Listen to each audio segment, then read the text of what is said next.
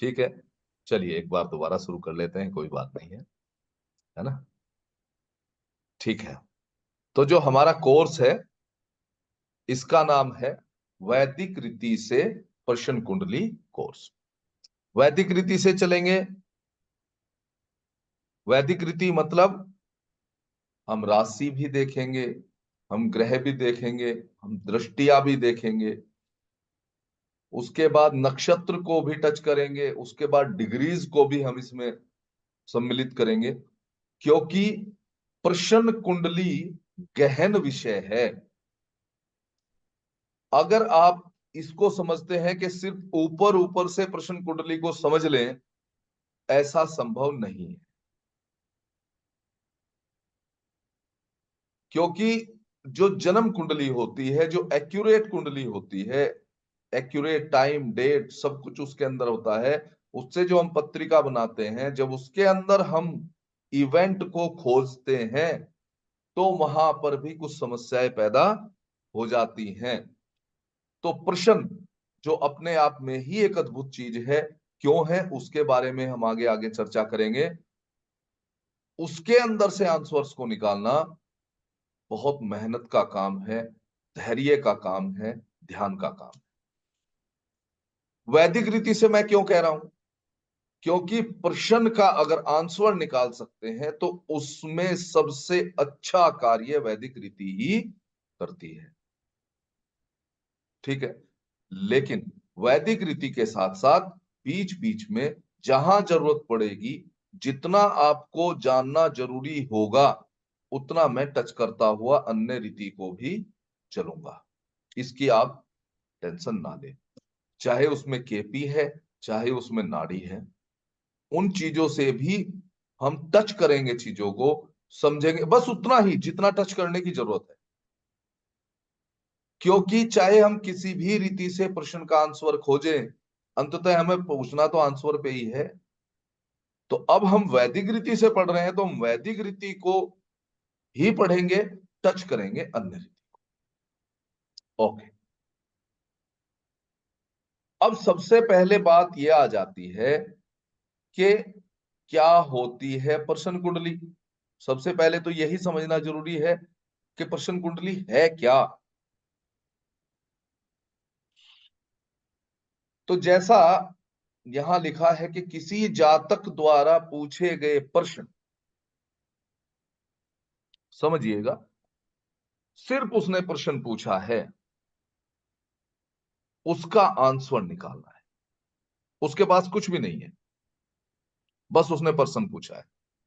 या तो फिर उसने कहा कि अमुक कार्य या अमुक इवेंट होगा या नहीं होगा। इस संबंध में उत्तर देने के लिए एक ज्योतिष द्वारा जिस चार्ट या पत्रिका का इस्तेमाल किया जाता है, उसे प्रश्न कुंडली। क्लियर है? कोई किंतु परंतु तो नहीं है? अगर किसी का कोई क्वेश्चन हो या समझ में ना आए, बीच में कहीं पे ऐसा लगे, तो वो वहीं पे मुझे पूछ सकता है। अब अगली चीज आ जाती है, भाई ठीक है प्रश्न कुंडली तो है, लेकिन इसमें प्रश्न ही क्यों? तो प्रश्न इसलिए कि ज्योतिष जो वेदांग के 6 अंग हैं उनमें से एक है। इसको और गहराई में समझने की कोशिश करेंगे कि प्रश्न ही क्यों। वेदांग के जो 6 अंग हैं उनमें से एक है ज्योतिष। 6 अंग कौन से हैं? शिक्षा, कल्प, निरुक्त, छंद, व्याकरण और ज्योतिष। अब हम बात कर रहे हैं सिर्फ ज्योतिष की। तो ज्योतिष में भी प्राचीन ज्योतिष जो था उसके अंदर इसके 3 पार्ट थे, 3 अंग थे। कौन कौन सा? अब भी है, ऐसा नहीं है तभी थे, अब भी है ना, लेकिन 3 ही थे। क्या थे? गणित, संहिता और होरा।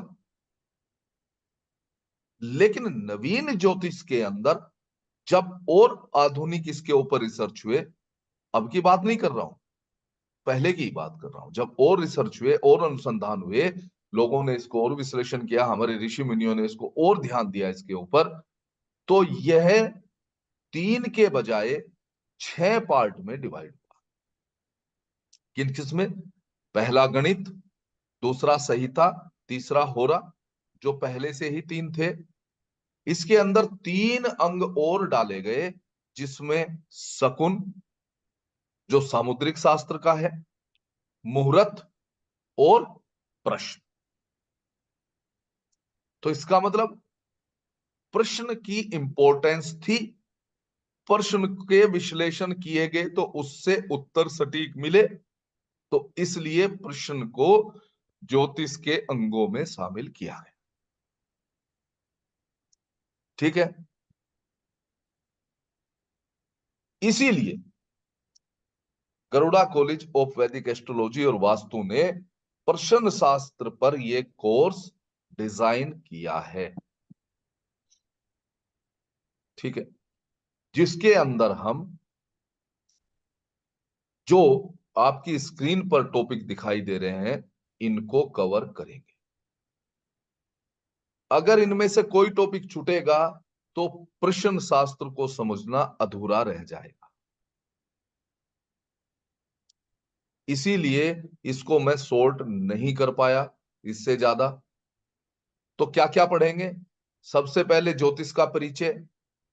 ज्योतिष के परिचय का मतलब यह है कि हमारे बीच में लगभग सभी जो स्टूडेंट होंगे वो ज्योतिष को भली भांति समझने जानने वाले होंगे, लेकिन फिर भी कुछ स्टूडेंट हमारे बीच में ऐसे हो सकते हैं जिन्हें ज्योतिष की बहुत ज्यादा जानकारी ना हो तो मोटी मोटी जानकारी। लेकिन क्योंकि प्रश्न है, इसलिए ज्योतिष के जो फर्स्ट के जो अंग हैं, चाहे वो ग्रह हैं, चाहे वो राशियां हैं, या इनका जो दृष्टियां हैं, या तो फिर इनकी मित्रता और शत्रुता है, ये ज्योतिष के सभी विद्यार्थी भली भांति जानते हैं।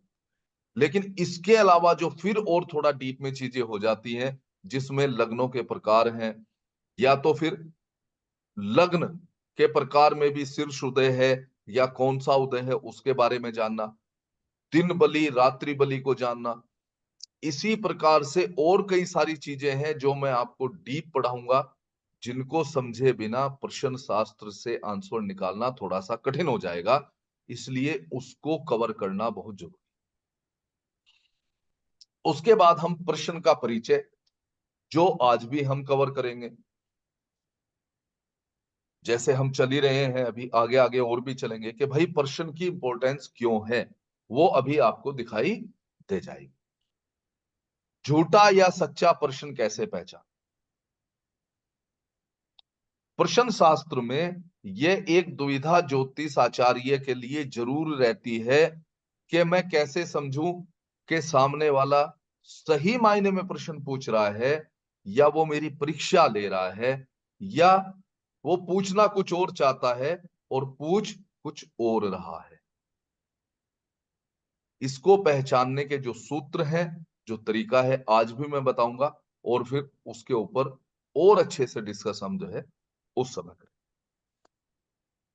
वैदिक रीति है कि प्रश्न का उत्तर देते समय दीपक का प्रयोग कैसे करें।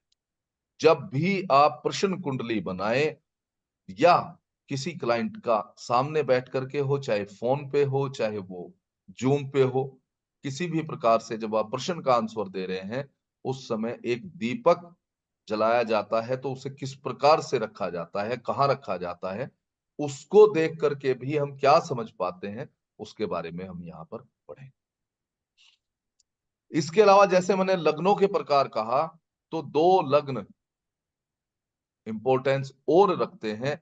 एक तो हमारा D1 चार्ट में जो लग्न होता है वो तो है ही है, उसके अलावा एक आरूढ़ लग्न होता है और एक छत्र लग्न होता है। दोनों लग्न को कैसे निकाला जाता है और कैसे फिर इसका कॉम्बिनेशन बनता है प्रश्न का आंसर देने के लिए, वो चीज हम यहाँ पर पढ़ेंगे। प्रश्न के सामान्य सिद्धांत क्या है? कुछ सामान्य सिद्धांत है जिनके ऊपर हम चर्चा करें। लग्न या तो हम यूं कहें कि राशि 3 प्रकार की होती है, चर, स्थिर और द्विस्वभाव। तो इनमें से कौन सा लग्न उस समय उदित होता है, चर होता है या स्थिर होता है या द्विस्वभाव होता है, सिर्फ उस लग्न को देख करके ही हम प्रश्न का विश्लेषण किस प्रकार से कर दें, उसके बारे में हम इस टॉपिक में पढ़ें। लग्नेश और कार्येश में संबंध। यहां से आपके जो है क्वेश्चंस के समीकरण बनने शुरू हो जाते हैं जब हम लग्न का विश्लेषण करते हैं। लग्नेश और कार्येश में संबंध।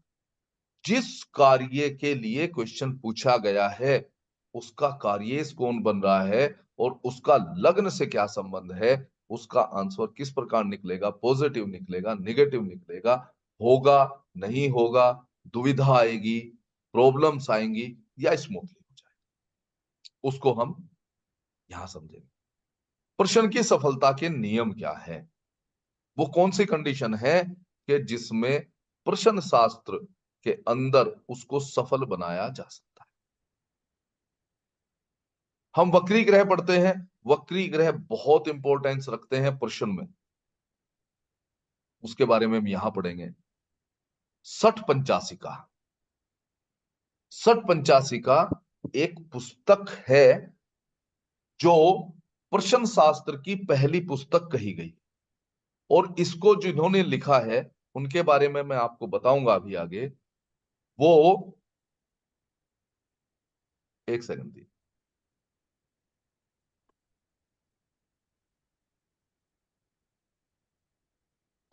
ठीक है वैशाली जी, कोई प्रॉब्लम नहीं है, आप जो है लीव कर सकते हैं, कोई नहीं, आप लीव कर लीजिए, नो प्रॉब्लम। आप रिकॉर्डिंग देखिएगा आराम से, कोई दिक्कत नहीं। ठीक है वैशाली जी, अगर मुझे सुन पा रहे हैं तो आप लीव कर। Thank you sir, thank you so much. No problem ma'am. एकदम सा इमरजेंसी में इसलिए। हाँ, कोई नहीं, थोड़ा। सब सुख शांति ना, बस जी प्रभु की सर, कृपा जी रहेगी। सर, जी। ठीक है जी ठीक सर, है, नो जी। Problem, no problem, no problem. आप आए इसके लिए धन्यवाद। आप आराम से रिकॉर्डिंग देखिए और फिर ज्वाइन कीजिए, नो प्रॉब्लम। कल सुबह रिकॉर्डिंग अपलोड हो जाएगी, कोई प्रॉब्लम। ठीक है, तो मैं बात कर रहा था सठ पंचासी का। ये जब पुस्तक लिखी गई है इसके अंदर 56 श्लोक है। जो श्लोक का मतलब क्या है कि वो 56 सूत्र हैं जिनको समझने से आप प्रश्न का उत्तर बड़ी आसानी से दे सकते हैं। तो वो 56 सूत्र क्या है और उनमें किस किस प्रकार के प्रश्न हैं उसके बारे में हम इसमें सीखेंगे, और पूरे 56 के 56 सूत्र मैं आपको सिखाऊंगा। उसके बाद आ जाता है बीमारी और रोगी के स्वास्थ्य संबंधी प्रश्न। मेडिकल को प्रश्न शास्त्र से बहुत अच्छे से देखा जा सकता है, इसीलिए किस भाव से क्या देखें वो देखना जरूरी है। शरीर के अंग कहां से देखे जाते हैं, किस अंग में क्या रोग दिखाई दे रहा है वो देखना जरूरी है। इसके लिए हम जो भी क्वेश्चंस हमारे होंगे उनको हम जो है 12 भाव पर आधारित विधि नंबर 1 देखेंगे। लग्न की राशि पर आधारित कैसे क्वेश्चन देखे जाते हैं वो विधि नंबर 2 होगी, और लग्न के द्रेशकांड पर आधारित विधि नंबर 3 होगी। द्रेशकांड के बारे में मुझे, मैं समझ क्या मैं समझ सकता हूं कि द्रेशकांड को सभी समझते हैं? हाँ सर, आता है, ड्रेस कैन आता है। ठीक है, प्रभात जी।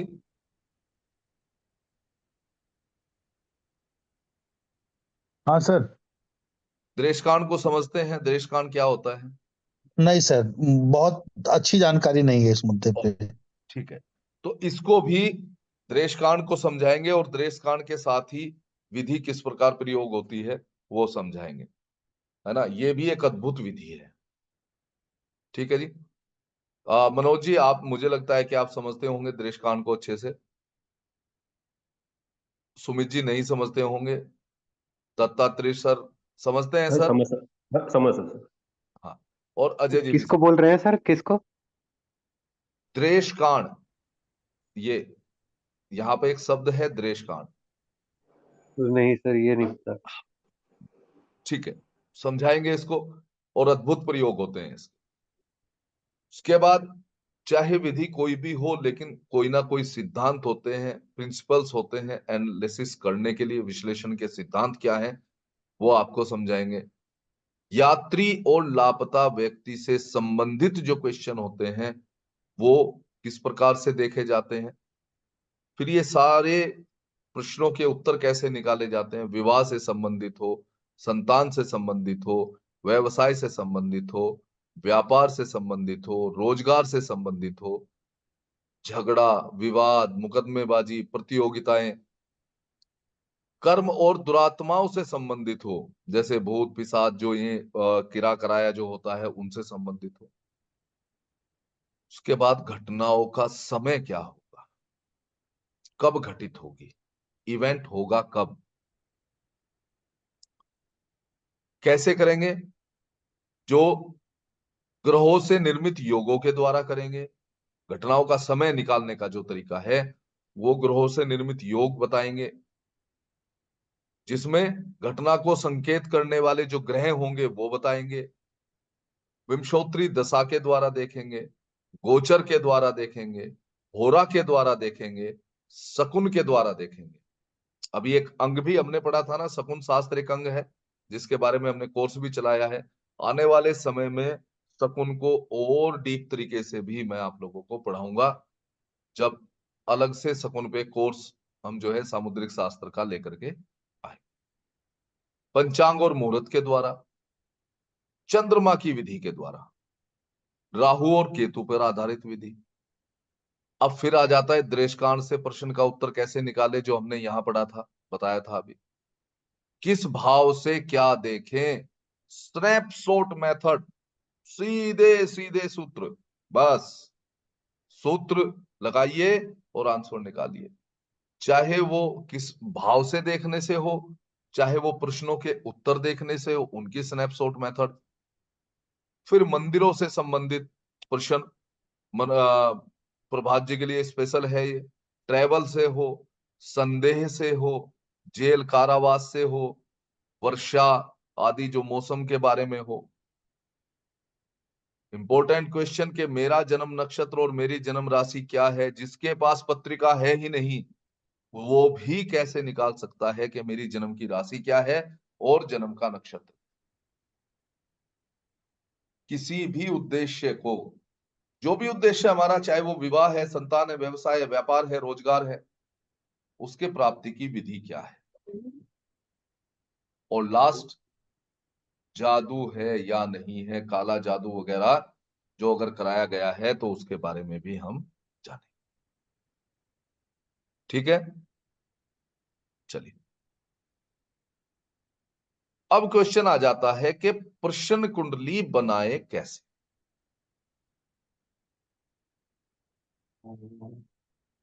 ठीक है जी, क्वेश्चन बनता है कि प्रश्न कुंडली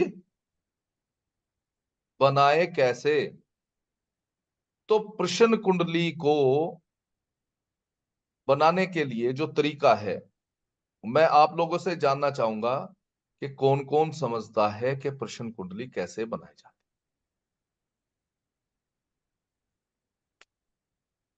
सर एक जब तो भी सर, बोलिए बोलिए। नहीं हाँ, बोलिए। आप अपना रेज, अपना येलो कलर का रेज जो हैंड रेज कर लीजिए, फिर मैं वन बाय वन जो है करता रहता हूँ। या तो अगर आप ये काले वाला पर्दा हटा देंगे तो मुझे दिखाई देंगे, तो फिर मैं समझ पाऊंगा। मनोज जी ने तो हटा दिया है, अजय जी अभी हटा नहीं पाएंगे। चलिए, भावना जी बताइए। सर कोई भी अगर प्रश्न जातक पूछता है तो उसी टाइम हम लोग को वही टाइम नोट करके उसी टाइम का ये कुंडली बनाना चाहिए। ठीक है, बहुत अच्छा। हाँ सुमित जी बताइए। मुझे मतलब जिस टाइम पे प्रश्न पूछा वो टाइम लेके, और उस पे कुछ देखते हैं, मतलब गोचर में कि ट्रांजिट क्या है। नहीं नहीं, अभी हम और सिर्फ जानना चाहते हैं कि प्रश्न कुंडली कैसे बनाए, ट्रांजिट का कोई रोल नहीं है। जो टाइम होगा उसके अनुसार, जो टाइम उस समय चल रहा होगा, जिस समय प्रश्न पूछा गया होगा। हम्म, बस इतना ही है। ठीक है। मनोज जी, क्या और स्पष्ट कर सकते हैं? जी मुझे नहीं पता सर। अच्छा, ठीक है। सर मैं थोड़ा बता दूं। हाँ, प्लीज जो प्लीज जी। जब भी हमारे सामने किसी का सवाल आता है तब उस समय हमको नोट करना है। तो उस टाइम समय का वो पंचांग देखना है। उस पंचांग में ग्रहों की सब स्थिति मिलती है और सबसे पहले चंद्रमा जो है वो फर्स्ट हाउस में रखना है चंद्रमा को। बिल्कुल सही। ये देखिए, अगर मैनुअल आपको बनाना है तो जैसे दत्तात्रेय सर बता रहे हैं कि आप पंचांग की सहायता लेकर के प्रश्न कुंडली को बना सकते हैं सभी बातों से। प्रभात सर, आप भी बताइए प्लीज कुछ। सर मैं आज सुनूंगा ही। ठीक है, आप मेरा सुन। व्रत है तो थोड़ा थोड़ा मुझे थकावट है आज। अरे सर, बहुत बहुत ठीक। धन्यवाद। आप जो है आराम से सर रहिए, कोई प्रॉब्लम नहीं है सर। अच्छा, देखिए, जैसा भावना जी ने भी बताया, दत्तात्रेय सर ने बताया, सुमित जी ने भी। प्रश्न का मतलब, प्रश्न कुंडली का मतलब क्या है, कैसे बनाए? सबसे पहली बात तो यह है कि जैसे हम जन्म कुंडली बनाते हैं सेम उसी तरीके से प्रश्न कुंडली बनती है। सीधी सी बात, पहला फंडा क्लियर। क्योंकि जन्म कुंडली कब बनती है? जब बच्चा जन्म लेता है, ठीक है। तब उस समय स्काई में, आकाश में ग्रहों की, राशियों की, आपके नक्षत्र की कहां स्थिति है, वही स्थिति को हम जब पेपर पर उतारते हैं उसको हम उसकी जन्म कुंडली कहते हैं, ठीक है। उसी प्रकार जब प्रश्न कुंडली बनती है तो उस समय प्रश्न का जन्म होता है। जन्म वहां भी हुआ, जन्म यहां। तो जब प्रश्न का जन्म हुआ उस समय आकाश में ग्रह, नक्षत्र, राशियों की जो स्थिति है वो हम पेपर पर उतारते हैं, उसी को हम प्रश्न कुंडली कहते हैं, ठीक है। लेकिन इसमें दो तीन किंतु परंतु आते, ठीक है। उससे पहले, अब अगर हम पत्रिका को मैनुअल बना रहे हैं तो जैसे दत्तात्रेय जी ने कहा, तो पंचांग की मदद लेकर के उसी समय की, जब वो क्वेश्चन पूछा गया है, जब उस प्रश्न ने जन्म ली, उसी समय की पत्रिका हम बना देते, ठीक है। ओके। दूसरा तरीका क्या है? सॉफ्टवेयर में डालते हैं और उसी समय की पत्रिका बन जाती है। लेकिन किंतु परंतु इसमें जो आते हैं वह आते हैं कि अगर एस्ट्रोलॉजर यहां सहारनपुर में बैठा है और मुंबई में बैठा हुआ व्यक्ति क्वेश्चन पूछता है, तो क्या मुंबई के अकॉर्डिंग पत्रिका बनेगी या सहारनपुर के अकॉर्डिंग पत्रिका बनेगी? सहारनपुर के हिसाब से पत्रिका बनेगी। जहां पर एस्ट्रोलॉजर बैठे हैं वहीं की वो पत्रिका बनाएंगे, ठीक है। पहला क्वेश्चन।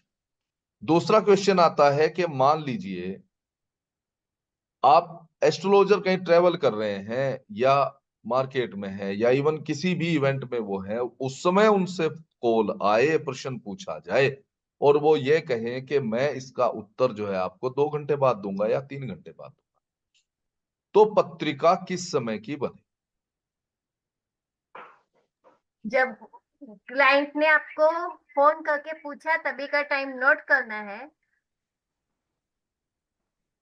और बोलिए बोलिए। हाँ, वो टाइम से पत्रिका बनाएंगे तो अच्छा है, क्योंकि उनको तब भी क्वेश्चन आया, यानी वो अमल में तब भी आया ना, तो तब भी का बनाएंगे तो सबसे अच्छा है।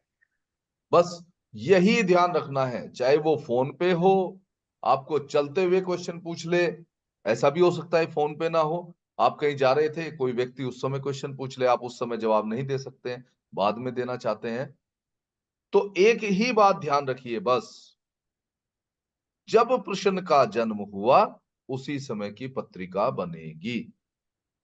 अब वो चाहे आप 2 दिन बाद बना दीजिए, लेकिन पत्रिका उसी समय की बनेगी जब आपसे क्वेश्चन पूछा गया है।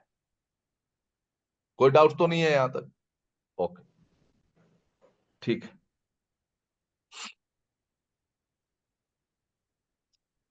अब इससे पहले जो हमारा एक बात थी कि प्रश्न ही क्यों, इसको हम और थोड़ा सा डिटेल में समझने की कोशिश करते हैं।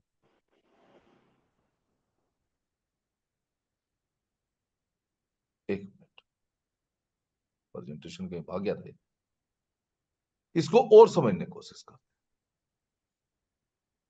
या प्रश्न कुंडली ही क्यों, भाई बात तो ये आ जाती है कि प्रश्न कुंडली ही क्यों, बार बार यही क्वेश्चन आएगा।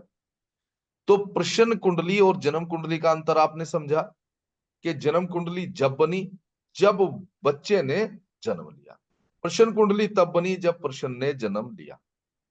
तो प्रश्न को जन्म लेने की आवश्यकता ही क्यों है? आप ऐसा क्यों नहीं कह सकते हैं जब उसने क्वेश्चन पूछा कि यजमान या भाई साहब या कोई भी, आप ऐसा कीजिए, आपकी बर्थ डिटेल वगैरह मुझको भेज दीजिए, मैं चेक करके आपको बताऊं, ये भी कह सकते हैं। लेकिन प्रश्न ही क्यों, मामला यही है। हर चीज तो प्रश्न है, आंसर हमने खोजना है। पुराने जमाने से ही हम बात करें तो बहुत सारे किंतु परंतु लगे हुए हैं जन्म कुंडली के चारों तरफ। जो हम D1 चार्ट कहते हैं या राशि चार्ट कहते हैं, उसके चारों तरफ क्वेश्चन ही क्वेश्चन मार्क है। क्यों है? कि पहले के टाइम में या तो एग्जैक्ट टाइम को समझने के लिए यंत्र नहीं होते थे, जो घड़ी थी। अब अगर घड़ी होती भी थी, जो प्रसव होते थे वो हॉस्पिटल्स वगैरह में ना होकर के घर के अंदर होते थे, जिसको सामान्य डिलीवरी कह देते हैं। सामान्य डिलीवरी भी कोई डॉक्टर्स नहीं करते थे, जो दाई वगैरह जो गांव में होती थी वो करती थी। तो जब बच्चे का जन्म होता था तो वो उस टाइम वगैरह के बजाय कंडीशंस बहुत सारी ऐसी होती थी कि वो माँ और बच्चे को ही संभालने में समय निकल जाता। और उसके बाद जब कहीं टाइम नोट करने का नंबर आता था तो उस समय 5 मिनट 10 मिनट 15 मिनट की कहीं ना कहीं गलती संभव थी। पहली चीज ये। दूसरी चीज क्या है फिर, कि आज भी बहुत सारे ऐसी मामले हैं कि जहां पत्रिकाएं हैं ही नहीं, और अगर है भी तो फिर वही टाइम का संशय है। ठीक है, वही टाइम का संशय है। टाइम में अगर हॉस्पिटल में भी है, नाल काटने का टाइम बताया है, बच्चे का इस दुनिया में आने का समय बताया है, या स्पर्श करने का समय बताया है, उसके अंदर भी कहीं ना कहीं सारे किंतु परंतु लगे हुए। इसके अलावा बालिकाओं के मामले में पहले समय से ही कई सारे मामले गलत चले आ रहे हैं, चाहे वो उनके विवाह को लेकर के हो, चाहे अगर पत्रिका बना भी दी है, अगर पत्रिका बनाई भी है तो उसमें छुपा ली जाती है। क्यों छुपाई जाती है? कि उसके अंदर अगर कहीं मांगलिक दोष है या और कोई दोष है तो शादी के समय में प्रॉब्लम आ सकती है। तो उस समय के लिए जो हमारी बच्चियां हैं, महिलाएं हैं, उनकी पत्रिकाएं भी बहुत कम मिलती हैं। ठीक है, उस वजह से भी प्रश्न को इंपॉर्टेंस दी गई है। इसीलिए ये पद्धति प्रचलन में लाई गई और इसको कहा गया प्रश्न शास्त्र, या तो हम इंग्लिश में कहते हैं होरेरी। ठीक है, अच्छा चलो, हमने फिर एक और बात मान ली कि भाई टाइम ठीक है 5-10 मिनट ऊपर नीचे है, तो हमारे पास कुछ विधियां हैं कि जिनसे हम बर्थ टाइम रेक्टिफिकेशन कर सकते हैं। लेकिन आज भी कोई विधि संतुष्टि प्रदान नहीं करती है। बर्थ टाइम रेक्टिफिकेशन की कोई विधि ऐसी नहीं है जो ये कह दे कि हाँ हम करेक्ट बर्थ टाइम रेक्टिफिकेशन कर रहे हैं। उसमें भी कहीं ना कहीं थोड़ा बहुत जो है अंतर रह जाता है। तो लास्ट में क्या बना फिर? इसीलिए उन सारी चीजों को देखते हुए बनाया गया प्रश्न शास्त्र। ठीक है, ओके।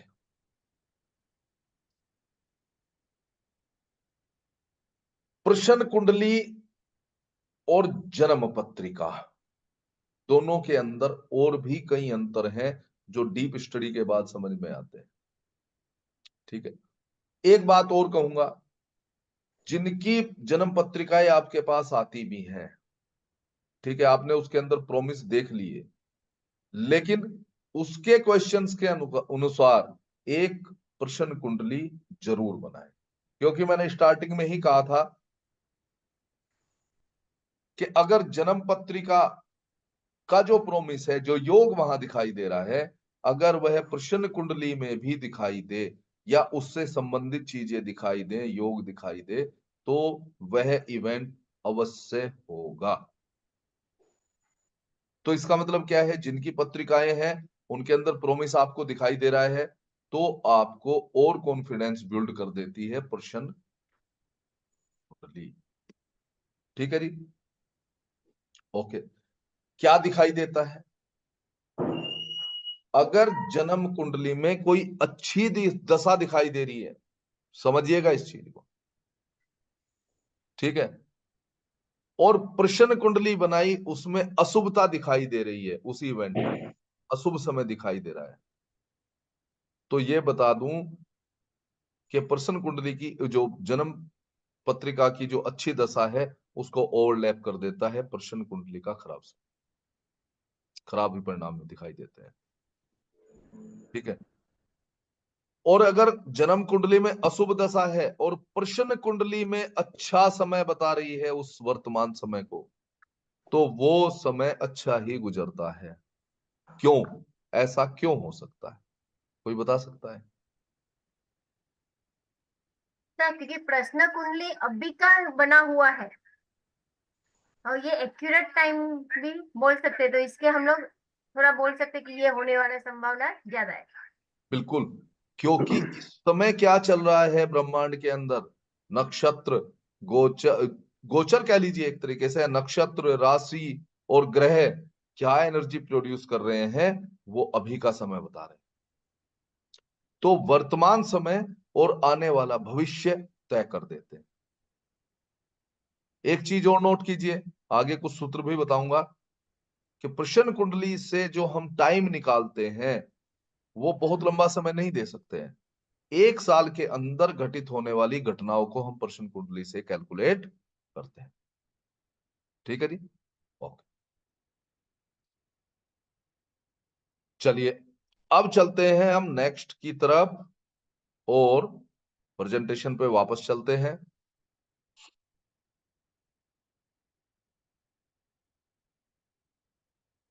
जैसा मैंने पहले भी कहा कि बहुत सारी बार ऐसा होगा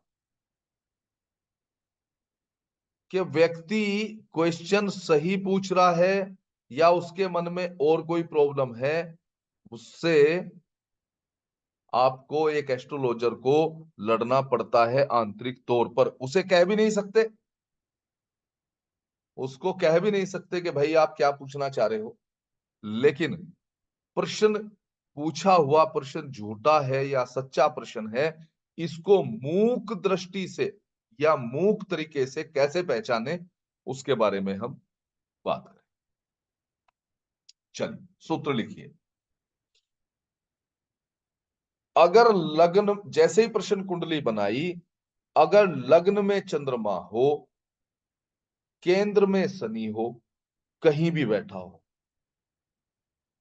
ठीक है, और बुध अस्त हो, तो समझिए कि जो प्रश्न पूछ रहा है उसकी भावना उस प्रश्न को पूछने की है ही नहीं, वो किसी और मोडस ऑपरेंडी कह लीजिए, या वो किसी और मेंटेलिटी से आपको क्वेश्चन पूछ रहा, चाहे वो आपका बेवकूफ बनाने के लिए पूछ रहा हो, आपकी परीक्षा लेने के लिए पूछ रहा हो, या अन्य किसी और विजन से वो पूछ रहा हो, किसी और रीजन से पूछ रहा हो। दूसरा सूत्र क्या है, लग्न में चंद्रमा और बुध और मंगल कहीं भी बैठे हैं लेकिन उनकी दृष्टि चंद्रमा पर आ रही हो, तो कहां से आएगी दृष्टि, बुध की दृष्टि कहां से आएगी,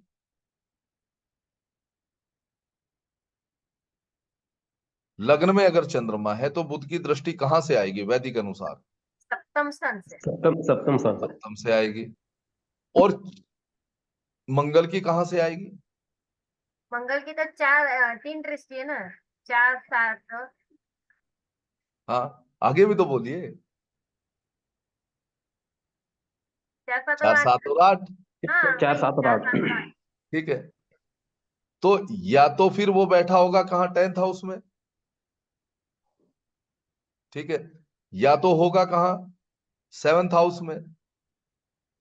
ठीक है, और 8वीं दृष्टि कहां से जाएगी?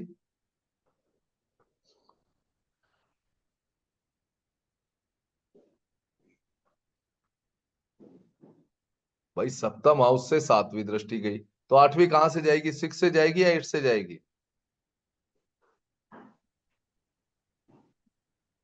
तो 6 से जाएगी ना। हाँ, ठीक है। तो देखिए 6th भाव क्या है? शत्रु का भाव है। 7वां भाव विरोधी का भाव है। ठीक है, और चौथी दृष्टि मंगल की पूर्ण दृष्टि होती है जो दंगल करती है, यानी कि उसके अंदर कहीं ना कहीं आपके प्रति बुरा भाव लेकर के वो क्वेश्चन पूछ रहा है। ठीक है, एक चीज और नोट कीजिए, लग्न और चंद्रमा प्रश्न में बहुत बड़ा इंपॉर्टेंट रोल प्ले करते हैं। ठीक है, ओके। तीसरा सूत्र क्या है? सप्तमेश बिना किसी शुभ युति के हो और गुरु बुध या सप्तमेश के शत्रु ग्रहों से दृष्ट हो। सप्तमेश कौन दृष्ट हो? सप्तमेश, यानी कि सप्तमेश पर उसके शत्रु ग्रहों की दृष्टि जा रही हो, या तो फिर बुध की दृष्टि जा रही हो, या तो फिर गुरु की दृष्टि जा रही हो, और सप्तमेश बिना किसी शुभ युति के होना चाहिए। ठीक है, तो भी पूछने वाला जो प्रश्न पूछ रहा है वो प्रश्न पूछने की इंटेंसिटी से नहीं पूछ रहा है, उसका भाव कुछ और है। ये 3 जो सूत्र हैं, ये किसी भी एस्ट्रोलॉजर के लिए खुद को संभालने के लिए, खुद को अच्छा रखने के लिए, अपने कॉन्फिडेंस को खराब ना हो उसका, उसके लिए इंपॉर्टेंट रोल। अब कई बार क्या होगा कि व्यक्ति खुद ही आपसे पूछ लेगा कि अच्छा चलो ज्योतिष महोदय बताइए, ये जो मैं प्रश्न पूछ रहा हूं ये झूठा है या सच्चा है, ये मैं पूछना ही चाहता हूं या नहीं। ये भी तो हो सकता है ना। ठीक है, तो कैसे पहचाने? अब उसने क्वेश्चन भी पूछ लिया और पूछ लिया कि बताइए ये प्रश्न सही है या गलत है, मैं क्या पूछना चाहता था या नहीं पूछना चाहता था। तो अगर जब प्रश्न कुंडली आपने बनाई, अगर लग्न में शुभ ग्रह हैं तो व्यक्ति सही क्वेश्चन पूछ रहा है, फिर आप उसका उत्तर खोजिए। ठीक है, यदि लग्न या सप्तम भाव पर चंद्रमा, बृहस्पति और बुध की दृष्टि हो तो भी प्रश्न ठीक है। लेकिन अगर लग्न में अशुभ ग्रह है तो प्रश्न गलत है, प्रश्नकर्ता प्रश्न को लेकर के गंभीर। अब हम पूरा कोर्स तो पढ़ रहे हैं और स्टार्टिंग यही चीज जो हमारे लिए इंपॉर्टेंट है वो ना समझे तो कोई फायदा नहीं है। मैं डेमो चाहे कितना भी दे दूं आपको। ठीक है, तो हम उस हर एंगल को इसमें पढ़ेंगे। इसीलिए मैंने इसका टाइम कितना रखा है, किसने पोस्टर देखा है इसका जो एक लॉन्च हुआ था? आगे बताऊंगा। ठीक है, बताऊंगा, आगे बताऊंगा। तो अब अगली जो चीज आ जाती है वह आती है कि अगर व्यक्ति सामने आकर के बैठ गया और वो क्वेश्चन नहीं पूछ पा रहा है, क्वेश्चन पूछ ही नहीं पा रहा है, वो बात तो कर रहा है लेकिन क्वेश्चन नहीं पूछ पा रहा है, तो आप जब वो आपसे बातचीत कर रहा है उसी समय की आप पत्रिका बनाइए और फिर उसके जो प्लेनेट हैं, उसकी जो राशि है या जो उसका तरीका है उससे कनेक्ट करके ये देखिए कि ये किस भाव से या किस कार्य से संबंधित प्रश्न पूछना चाह रहा है। गजब बात है ना, गजब बात। ठीक है, तो ये चीज हम समझेंगे। और कितने प्रश्न पूछ सकता है वो भी हम देखें। कैसे? सूत्र समझिए उसका। जब आपने पत्रिका बनाई तो उसमें देखा कि लग्नेश और चंद्रमा दोनों किसी और प्रश्न की तरफ इशारा कर रहे हैं कि इससे संबंधित इसे प्रश्न पूछना चाहिए, लेकिन व्यक्ति पूछ कुछ और रहा है। तो इसका मतलब वो कंफ्यूजन में है। तो क्या करेंगे? तब आप समझेंगे कि भाई आपकी पत्रिका तो ये दिखा रही है अभी, क्या आप इसी से संबंधित प्रश्न पूछना चाहते हैं या नहीं, तो वो ट्रैक पे आ सकता है। ठीक है। दूसरा क्या है? किसी ग्रह की दृष्टि, किसी भी ग्रह की दृष्टि लग्न, लग्नेश और चंद्रमा पर अगर एक साथ पड़ जाए तो क्रम से 1 2 3 प्रश्न तक उसके मन में है। कैसे? जैसे किसी भी ग्रह की दृष्टि अगर लग्न पे पड़ रही है, लग्नेश पे और चंद्रमा पे नहीं है, तो वो एक ही प्रश्न पूछना चाहता है। अगर लग्न और लग्नेश पे पड़ रही है तो 2 पूछना चाहता है। अगर लग्न, लग्नेश और चंद्रमा तीनों पे पड़ रही है, कोई ऐसा प्लेनेट है, क्योंकि ऐसे प्लेनेट हमारे पास है जिनकी 3 3 दृष्टि है, ठीक है, तो फिर वो 3 प्रश्न पूछना चाहता है। तो मूक तरीके से, यानी कि उसके बिना प्रश्न पूछे भी एक एस्ट्रोलॉजर यह समझ सकता है, जान सकता है कि अमुक व्यक्ति जो मेरे सामने बैठा है वो कितने प्रश्न पूछने वाला है। चलिए जी, अब ये तो हो गया कि भाई कितने प्रश्न पूछेगा, या हमने निकाल लिया।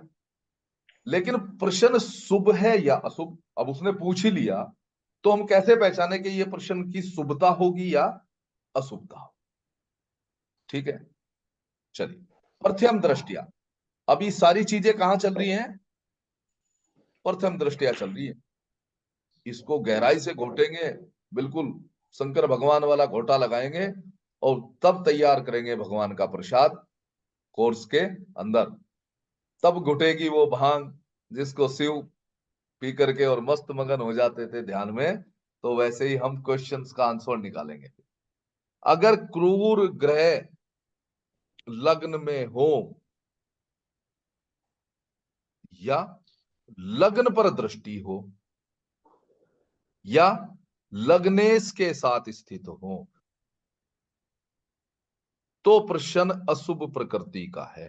बस यही समझ जाओगे आप। ठीक है ना? तो फिर क्या है, हमने उसकी हर्डल्स उसे बतानी है देख करके कि क्या दिक्कतें इसमें आएंगी, इस इवेंट को होने में आएंगी। ठीक है, फिर बता रहा हूं, ये प्रथम दृष्टिया बता रहा हूं मैं, और भी बहुत कुछ इसके अंदर फिर बताऊं कोर्स के दौरान। चलिए, इसी का एक एग्जांपल लेते हैं। मूक प्रश्न है, लाभ होगा या हानि होगी। कोई व्यक्ति है 5 जून 1994, 8:32 नई दिल्ली, इनकी ये पत्रिका है।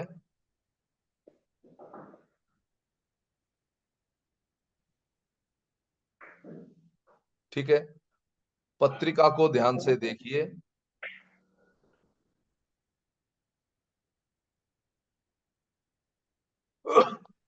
एक मिनट दीजिएगा मुझे, 1 मिनट दीजिएगा प्लीज। हाँ,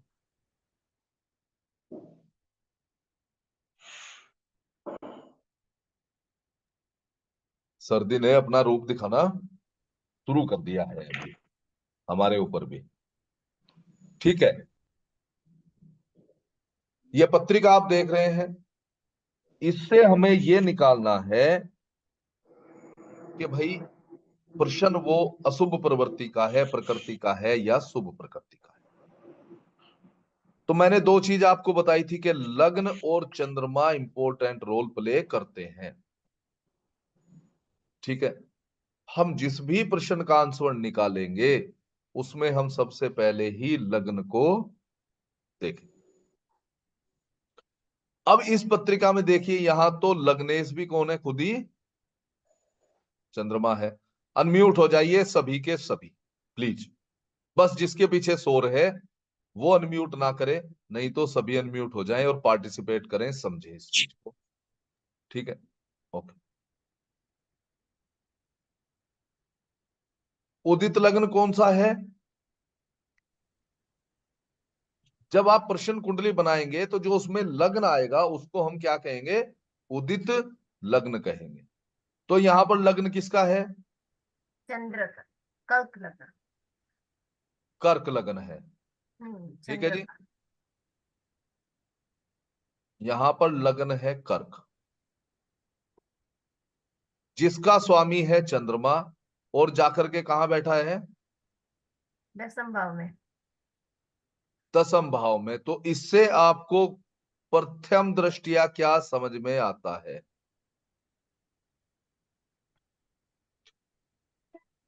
जैसे मैंने दो चीज अभी बताई कि हम ये निकालेंगे कि क्वेश्चन किस इवेंट से संबंधित पूछा गया है।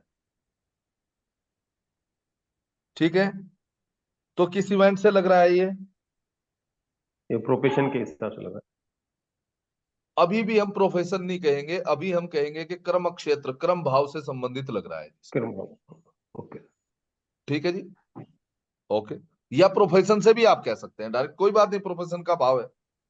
ठीक है, अब दूसरी चीज देखिए, ये क्लियर हुआ, अभी प्रथम दृष्टिया क्लियर हुआ, और बॉन्डिंग कैसे बनती जाएगी इसकी।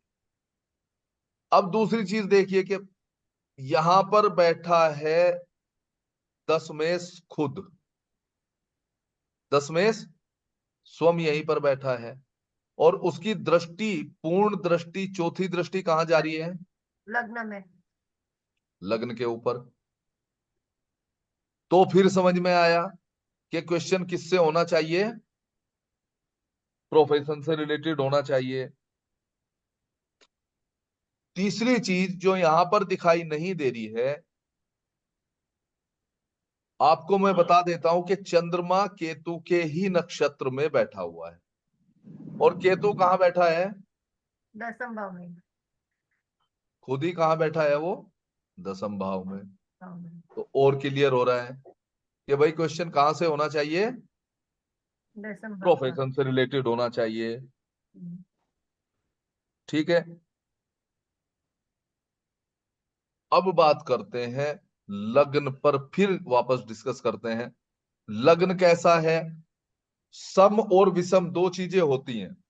ठीक है, भाव भी सम विषम होते हैं और राशियां भी सम विषम होती हैं, इसमें तो कोई कंफ्यूजन नहीं है। हम्म, तो लग्न कैसा है? समभाव में। सम है, भाव हम्म, नहीं। अभी लग्न क्या है? हाँ, सम सम है। सम। ठीक है, अब इसका नवमांश देखिए कौन सा है। नवमांश के बारे में सभी जानते हैं क्या? हाँ, कौन से नंबर का नवमांश है ये? चौथे नंबर का। चौथे नंबर का है सर। पहले नंबर का है। एक नवमांश कितने डिग्री का होता है? 3 अंश 20 कला का। 30 डिग्री को 9 से भाग दीजिए, 3 कितना आया? अंश 3 अंश 3 20 डिग्री कला है। 20 मिनट। 3 डिग्री हाँ, 20 कला। ठीक है ना, 3 डिग्री 20 मिनट कह लीजिए, है ना। ओके, तो इसका मतलब यह है कि ये पहला नवमांश है, पहले नवमांश में स्थित है लग्न। हाँ या ना? yes sir। देखिए, सर, जब तक पहले आप नवंश नहीं में। साथ देंगे मजा नहीं आएगा, समझ में नहीं पाओगे। नहीं पहले नहीं, पहले नवंश, इससे पहले पहले भी। नवंश में। पहले नवमांश में मैं आपको एक टेबल सिखाऊंगा, एक चीज सिखाऊंगा जिसके अंदर जीव, द्रव्य, धातु कैसे देखी जाती हैं। तो यह जीव, पहला जो नवमांश है वो जीव को दिखाता है, और जीव में भी जीव पीड़ा को दिखाता है या चिंता को दिखाता है। तो इसका मतलब ये व्यक्ति प्रोफेशन से क्वेश्चन पूछना चाहता है, प्रोफेशन को लेकर के ये चिंता में है। है। ठीक है, ये भी कंफर्म हुआ। ओके, अब अगली बात देखिए,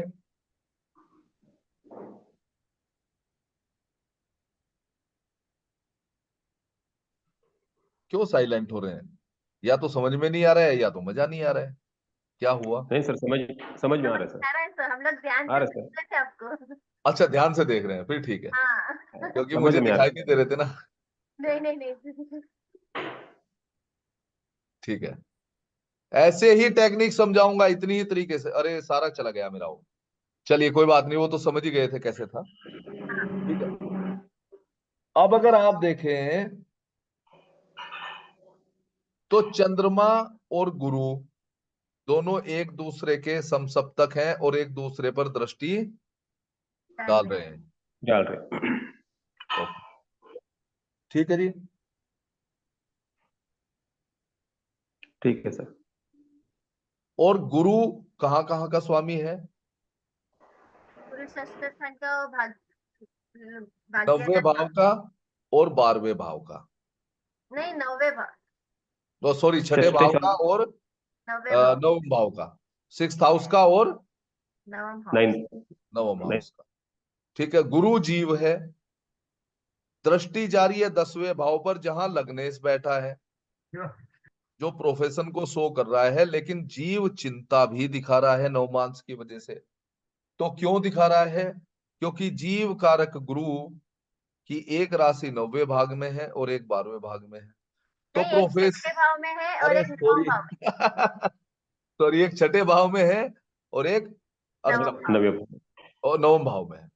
तो इसका मतलब यह है कि इस व्यक्ति को प्रोफेशन में कहीं ना कहीं शत्रु शत्रुता के कारण हानि भी हो सकती है, लेकिन भाग्य के अनुसार इसे लाभ भी। हो सकता है। व्यवसाय व्यवसाय इसके भाग्य में, अभी लाभ की तरफ नहीं जाएंगे हम।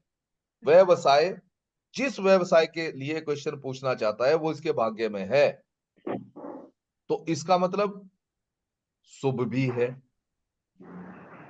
ठीक है, अब यहां पर एक बहुत ही अच्छा, बहुत ही उत्तम एक योग बन रहा है। कौन बता सकता है मुझे उस योग को? गजकेसरी योग बोला। कैसे बन रहा है? केंद्र में गुरु की दृष्टि चंद्रमा के ऊपर।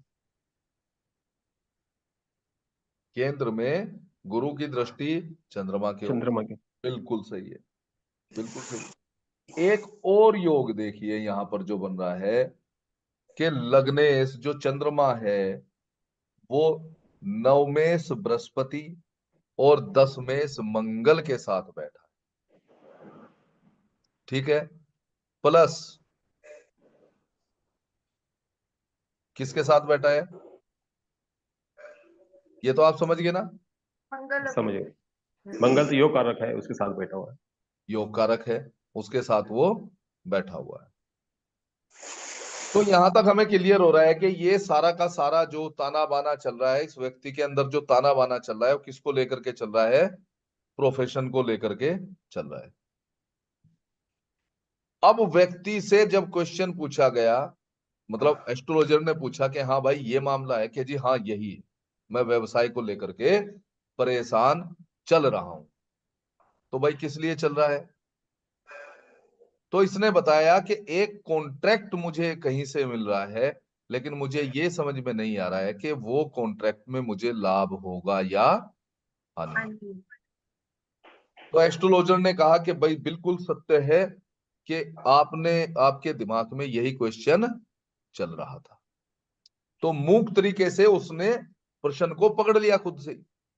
अब देखिए कि क्या इसकी किस कंपनी से बात चल रही है, वो कैसे दिखाई देती है। ठीक है, जहां जीव बैठा है वहां का राशि स्वामी कौन है? शुक्र है। और शुक्र कहां बैठा है? 12वें भाव में बुध के साथ, और लाभेश होकर के बैठा हुआ है।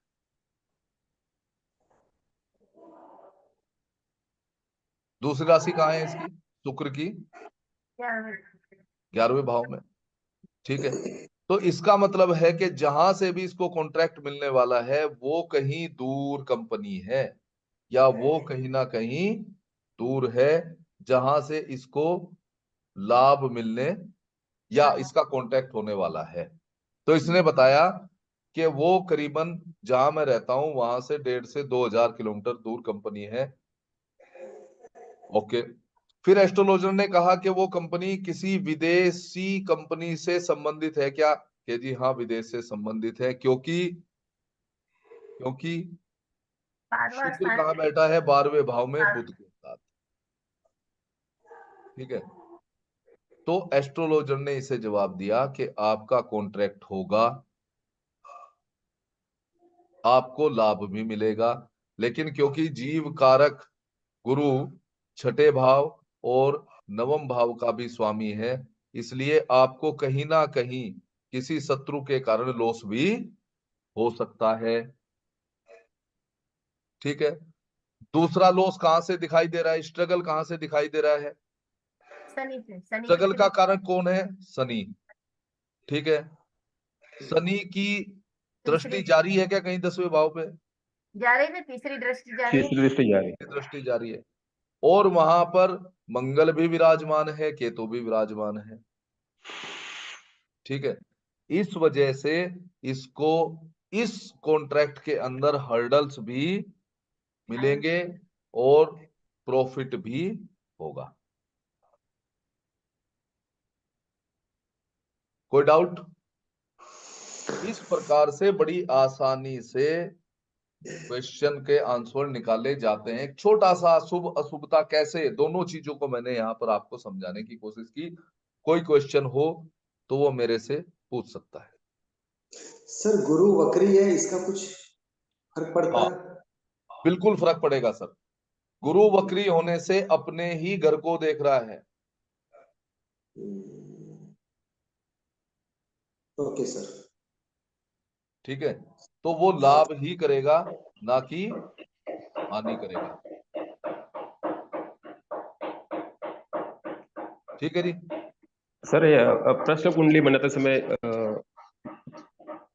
चंद्र कुंडली बनाना देखना ठीक रहेगा या लग्न कुंडली देखना ठीक रहेगा? सर आप सिर्फ पत्रिका बनाइए। मैंने इसीलिए कहा कि लग्न और चंद्रमा दो इंपॉर्टेंट रोल प्ले करते हैं। तो अब आप अलग से चंद्र कुंडली बनाइए, नहीं तो चंद्र कुंडली को यहीं पे आप जो है समझिए, हम समझाएंगे आपको कैसे देखा जाता है। अच्छा, ठीक दत्ता है। सर, ऐसे सूत्र आपको रेडी निकोलर, जब मैंने उसके आगे लिख ही दिया कि ये कौन से हैं, स्नैपशॉट सूत्र हैं, और कितनी डिटेल में जाएंगे वो अभी अभी आगे आगे और चलेगा। अभी तो थोड़ा सा जो है सर्दी में गर्माहट आई है बिल्कुल सर। है ना। चलिए, जैसा मैंने स्टार्टिंग में जिक्र किया थे सठ पंचासी का, ठीक है, उसके बारे में जो है मैं आपको थोड़ा सा बताने की कोशिश करता हूं। बाकी कितना डीप है इसके अंदर, और इन 56 श्लोक को आपको श्लोक बाय श्लोक समझाऊंगा, कैसे सूत्र इनसे निकले हैं, और कैसे दिखाई देते ही आप उसका आंसर हाँ या ना में तुरंत दे सकते हैं। तो पहले सठ पंचासी का है क्या, उसके बारे में हम समझते हैं। 7वीं शताब्दी में पृथु यशस नामक एक एस्ट्रोलॉजर हुए, बहुत विख्यात एस्ट्रोलॉजर थे उस समय के। उनके द्वारा 56 श्लोक वाली सठ पंचासिका लिखी गई। अब ये कौन थे पृथु यशस? ये अपने समय के, उस समय के और भी बड़े महान खगोल शास्त्री और ज्योतिषी ब्राह्महीर, जिनके नाम से शायद ही कोई ज्योतिषी हो के नहीं जानता होगा, ब्राह्महीर, जिन्होंने श्रेष्ठ पुस्तकें लिखी हैं, जिस बृहत संहिता है, बृहत जातक है, ऐसी और सारी कई पुस्तक हैं जो एस्ट्रोलॉजी से संबंधित रखी है। उनकी रचयिता की है, रचयिता है, उनके पुत्र थे पृथु यशस। इन्होंने ही पहली प्रश्न शास्त्र की बुक लिखी, जिसको कहा गया, जिसका नाम दिया गया सठ पंचासिका। इसीलिए इन्हें प्रश्न शास्त्र का प्रथम विद्वान भी कहा जाता है। अब यही बात नहीं रुकी, इनके जो पुत्र थे भट्टोत्पल, इनके पुत्र थे भट्टोत्पल, उन्होंने भी प्रश्न ज्ञान नामक पुस्तक लिखी, लेकिन वो आधारित है सठ पंचासिका पर ही। इसलिए मैं यहाँ प्रश्न ज्ञान के नामक पुस्तक के बारे में से कुछ नहीं पढ़ाऊंगा, क्योंकि वो आधारित है उसी पे। तो इसीलिए जो मेन चीज है सठ पंचासिका, उसी के बारे में आपको मैं यहाँ पर पढ़ाऊंगा, उसी के सूत्र आपको बताऊंगा। और ये सिर्फ एक पार्ट है, ऐसा नहीं है कि पूरा प्रश्न शास्त्र इस पे है। जितनी चीजें मैंने बताई सारी कवर होंगी, 1 by 1 सारी कवर होंगी, डे बाय डे। तो 56 श्लोकों में उन्होंने सामान्य सिद्धांत बताए, यात्रा, और उस समय, आज की डेट में तो कोई प्रॉब्लम नहीं है, विदेश यात्राएं वगैरह में कोई समस्या नहीं और खुश होते हैं। लेकिन उस समय जो लंबे यात्रा पर जाते थे तो समस्या होती थी कि वापस आएंगे या नहीं। अरे, आप लोगों ने बताया नहीं मेरा कैमरा ऑफ है।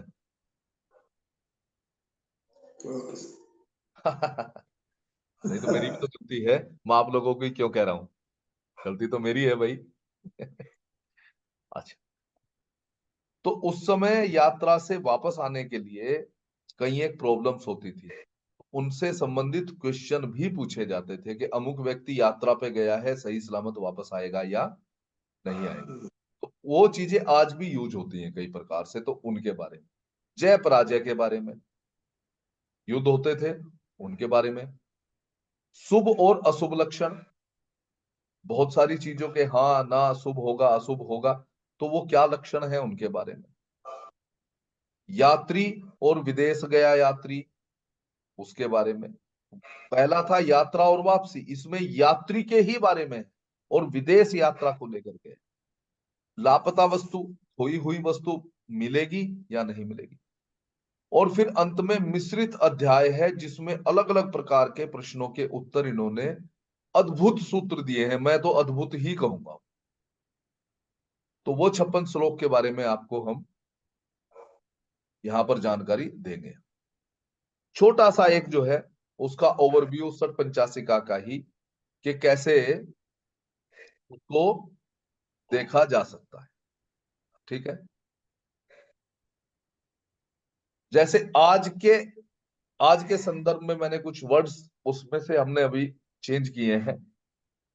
ट्रांसफर है, रेजिग्नेशन है, रुकावट है, या स्थिति में गिरावट है। हम प्रोफेशन की ही बात करें कि भाई ट्रांसफर होगा या नहीं होगा, या रेजिग्नेशन ही देना पड़ेगा, या कुछ हर्डल्स आएंगी, रुकावटें होंगी, या जिस स्थिति पे मैं अभी हूं, अपॉइंटमेंट कह लीजिए, पद कह लीजिए, या स्थिति कह लीजिए, उसमें कहीं गिरावट तो नहीं आएगी। ठीक है, तो अगर लग्न में चर राशि है और लग्न पर शुभ प्रभाव नहीं है, ठीक है, तो ये सारी चीजें घटित हो सकती हैं, इनमें से जिस प्रकार का भी क्वेश्चन आए। प्रथम दृष्टया एक ही फॉर्मूला लगा के देख लीजिए। ठीक है, लेकिन अगर लग्न में स्थिर राशि है और उस पर शुभ प्रभाव है, तो रेजिग्नेशन, ट्रांसफर, स्थिति में गिरावट नहीं है। हाँ या ना डायरेक्ट बता दिया भैया, ऐश कर, तू टेंशन मत ले। नहीं है सर, मजा आ जाएगा नहीं। अजय सर बोलते नहीं है, बड़े ध्यान से सुनते हैं। मजा आ जाएगा सर। ठीक है सर, सुन रहा हूँ सर। मजा आ गया सर, ठीक है, सही बात है ना। है, बिल्कुल। ओके, समृद्धि और सफलता, चौथे भाव को देखो, अगर वहां शुभ ग्रह है तो समृद्धि और सफलता मिलेगी, अन्यथा नहीं मिलेगी। ट्रांसमिशन होगा या यात्रा होगी, 10वें भाव में चर राशि हो और कूर ग्रह हो तो ट्रेवल करना पड़ेगा, कहीं ना कहीं ट्रांसमिशन होगी आपकी। यात्रा की वापसी, 7th भाव में चर राशि हो और उस पर शुभ प्रभाव हो,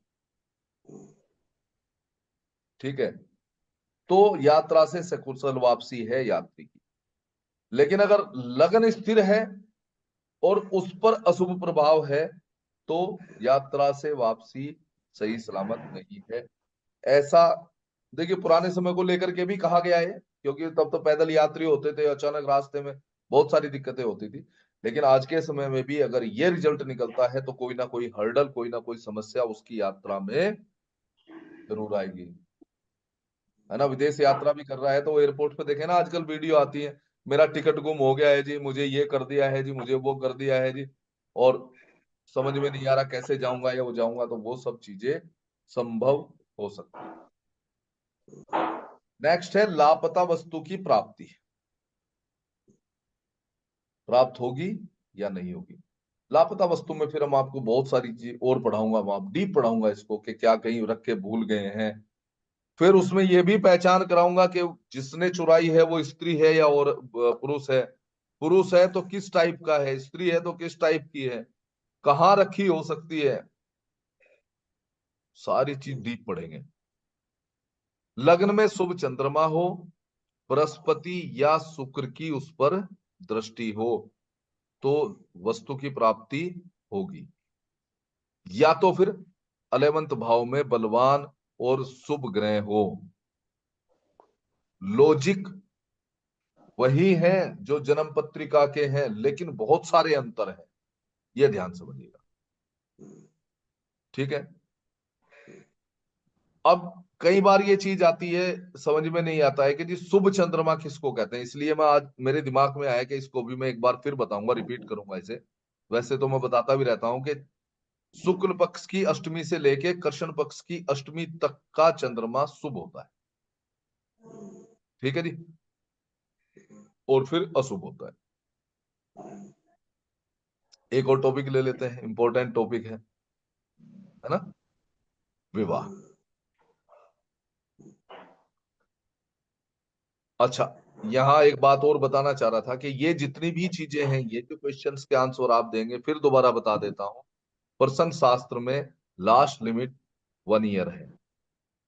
1 साल के अंदर घटित होने वाली घटनाओं को आप समझते हैं, अगले साल की जवाबदारी नहीं है भैया, दोबारा क्वेश्चन पूछना, ठीक है जी। विवाह,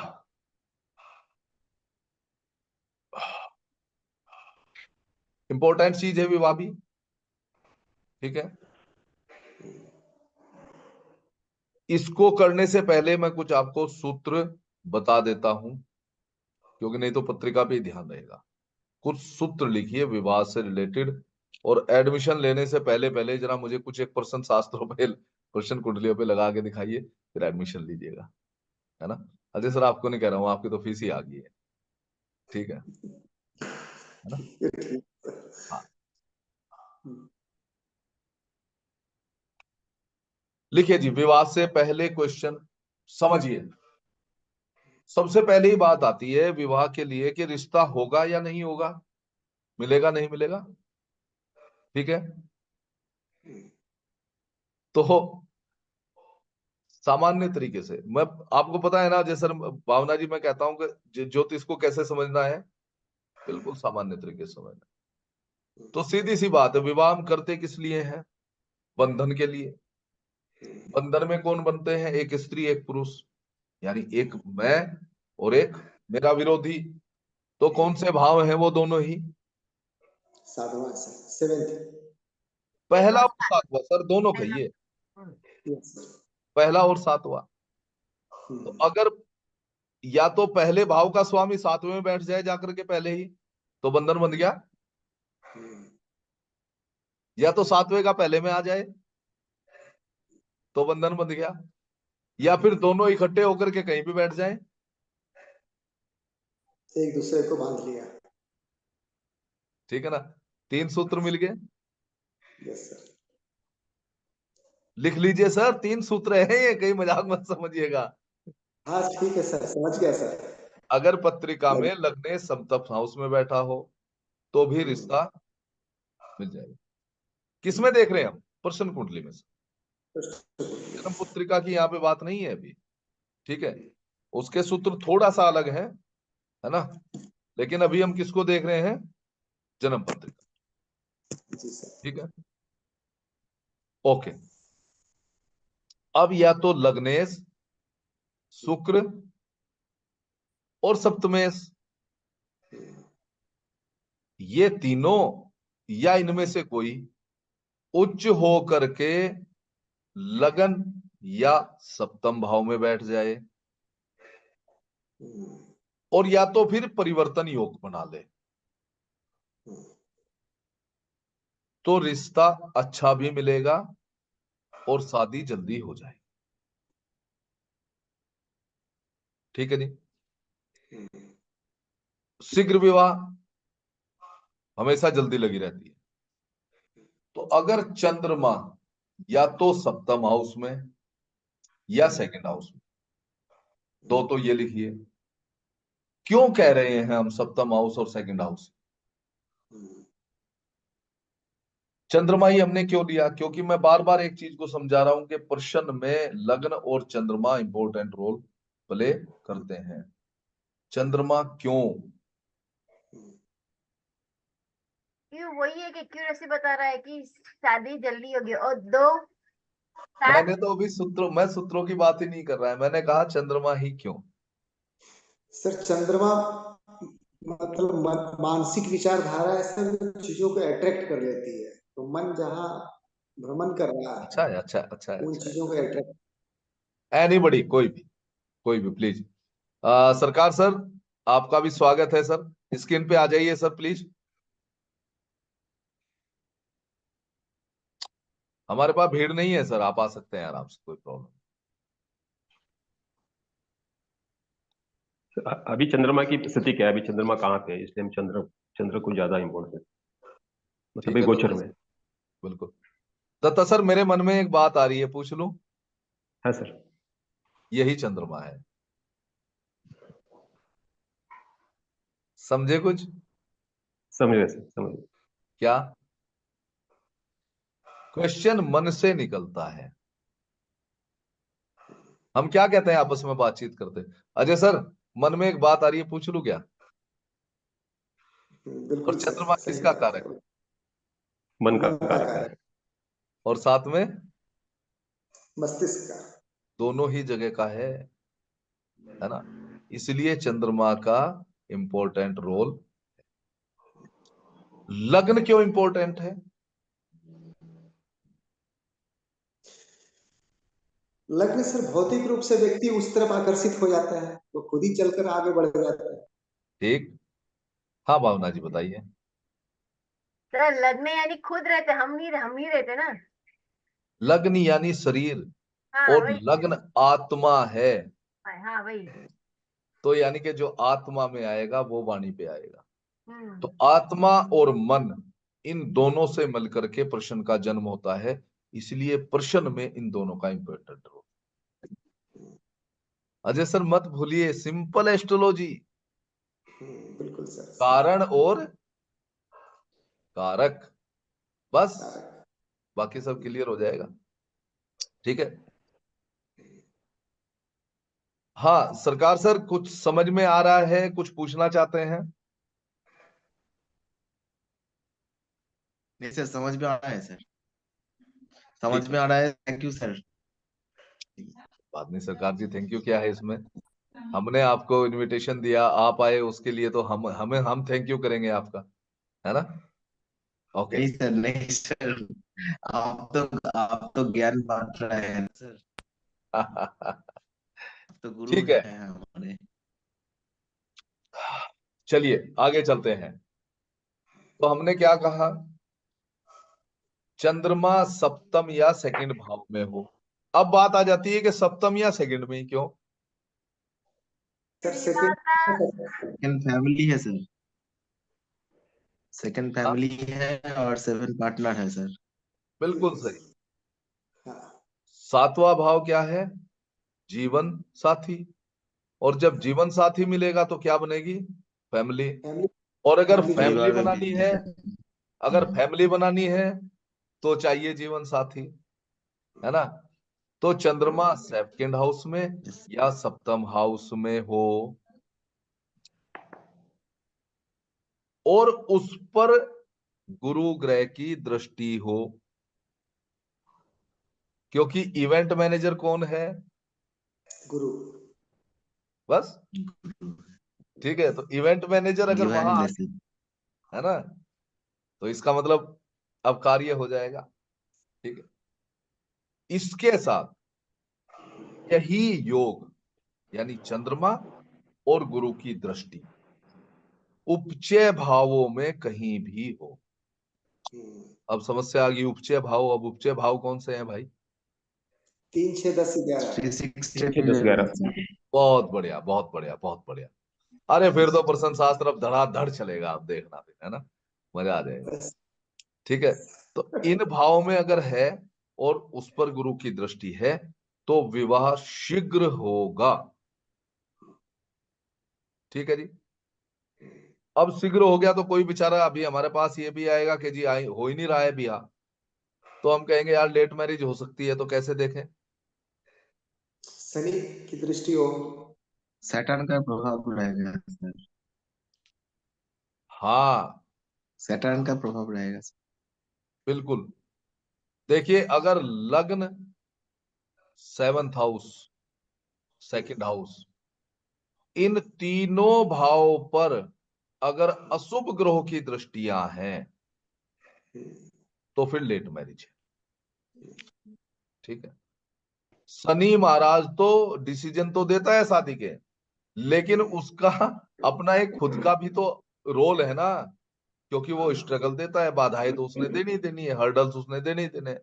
तो वो डिसीजन भी दे देगा और फिर उसमें रोकथाम रुकावटें भी डालेगा। ये दोनों काम शनिदेव के हैं, निर्णय तो उसी ने देना है। तो अब रोल आएगा शनिदेव का, कैसे आएगा? शादी में बाधाएं कैसे आती है ना। ठीक है। तो अगर चंद्रमा, भाव कितने बचे उपचय को छोड़ करके? अब पहला, चौथा, पांचवा, आठवां, नौवा और 12वां। अगर इंद्र में चंद्रमा बैठ गया और उस पर पापी ग्रह की दृष्टि चली गई तो भी मैरिज में बाधाएं आएंगी। ठीक है जी। ये तो हो गया चंद्रमा से। अब आ जाओ शनिदेव से। शनिदेव बनाते भी हैं, खराब भी करते हैं काम। ठीक है। कैसे करते हैं? अगर शनिदेव किसी भी समभाव में बैठ जाए, समभाव में हो, मैंने सम और विषम दो बात कही, जैसे राशि सम और विषम है वैसे ही भाव भी सम विषम होते हैं।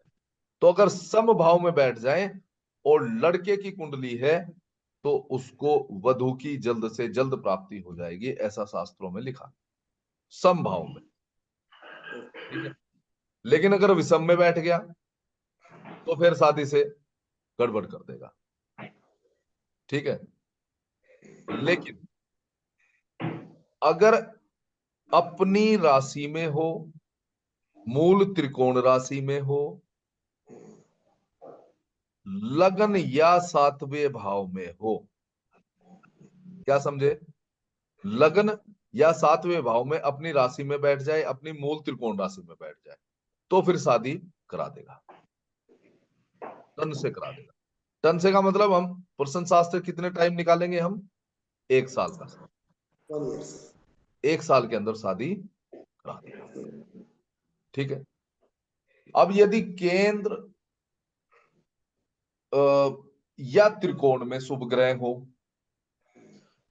केंद्र या त्रिकोण में, वैदिक या जो वैदिक रीति है इसमें केंद्र तो ठीक है 1, 4, 7 और 10, लेकिन त्रिकोण कौन सा है इसमें? 1, 5, 9। 1, 5। तो इन दोनों में से कहीं भी शुभ ग्रह यानी कि गुरु, शुक्र, बुध और चंद्रमा बैठे हो तो 1 साल के अंदर विवाह हो जाएगा। और चाहे एफर्ट ही ना लगाने पड़े, ऐसा भी कुछ हो जाए तो भाई एफर्ट लगाने ही ना पड़े, आसानी से हो जाए बिल्कुल ही। तो अगर 7वें भाव में लग्नेश या चंद्रमा, 7th हाउस में लग्नेश या चंद्रमा हो, या तो फिर लगन में सप्तमेश बैठ जाए, लगन में सप्तमेश बैठ जाए, तो बिना प्रयास के शादी बिल्कुल आसानी से जो है शादी हो जाएगी 1 साल के अंदर। ठीक है जी। और शीघ्र विवाह करें। ठीक है। 7वें भाव में लग्नेश और चंद्रमा हो, पहला और सप्तम भाव और चंद्रमा, ये पकड़ के रखिए। ठीक है। हाँ, एक सूत्र बताता हूं और आपको, अगर लग्न में स्त्री दृश्य कांड हो, लगन में स्त्री द्रेष कांड। अब ये तो लफड़ा हो जाएगा, स्त्री द्रेष कांड कौन सा होता है भाई? ये तो कठिन हो गया सर, दृष्टान ही मैं नहीं समझ नहीं पा रहा हूँ। हम समझाएंगे सर, मालिक हम बैठे हैं ना, इसलिए आप चिंता मत कीजिए, ठीक है ना। सर। 36 द्रेष कांड होते हैं बस। अच्छा। 36 ही द्रेष कांड होते हैं बस, उससे ज्यादा नहीं होते, ठीक है। उनमें से कुछ स्त्री द्रेष कांड होते हैं, कुछ राशियों के कुछ द्रेष कांड को स्त्री द्रेष कांड कहा जाता है, कुछ को पुरुष द्रेष कांड कहा जाता है। जैसे राशियों में कुछ पुरुष हैं, कुछ स्त्री हैं, कुछ और हैं, ऐसे करके कहा जाता है ना। प्लेनेट में भी कहा जाता है ना। तो वैसे ही द्रेष कांड में भी है, वो आपको कोर्स के दौरान हम सिखाएंगे। बस फॉर्मूला रखिए अभी के लिए दिमाग में के स्त्री द्रेष कांड अगर लगन में हो, ठीक है। नवमांस समझ, नवमांस को आपने समझा? तो ठीक है सर, हाँ वो एक समझते राशि के हैं 9 भाग, सर। द्रेष कांड एक राशि के 3 भाग। ओके। बस समझ के द्रेष कांड। इसीलिए हमने कहा कि 36 द्रेष कांड, 36 कैसे हुए? राशि कितनी है? राशि तो सर 12 है। 12। एक के 3 द्रेष कांड एक राशि के, अच्छा। 36 हो गए, तो 36 हो गए। तो इसका मतलब एक द्रेष कांड कितने डिग्री का? 10 डिग्री का। ये लो सीख गए द्रेष कांड।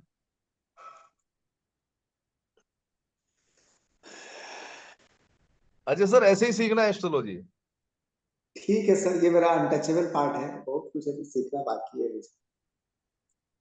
सर ये तो वैदिक समंदर है सर, जितना गोता लगाएंगे हाँ, उतना ही गहरा होता जाएगा। क्योंकि वास्तु में हम क्या पढ़ रहे हैं? पानी ऊपर से नीला है लेकिन नीचे काला है ना। ओके। ठीक है सर। कृष्ण जी को श्याम वर्ण कहा गया है, काले रंग के कहे गए। यस। और राम जी भी कैसे थे? श्याम थे सर वो भी। श्याम थे। क्यों कहा गया इन्हें? और दोनों अवतार किसके? भगवान विष्णु के सर। विष्णु के, जिनका मोहिनी रूप, जिन्होंने रूप भी बनाया तो कैसा? मोहिनी। और उनके मोहिनी अवतार कैसे?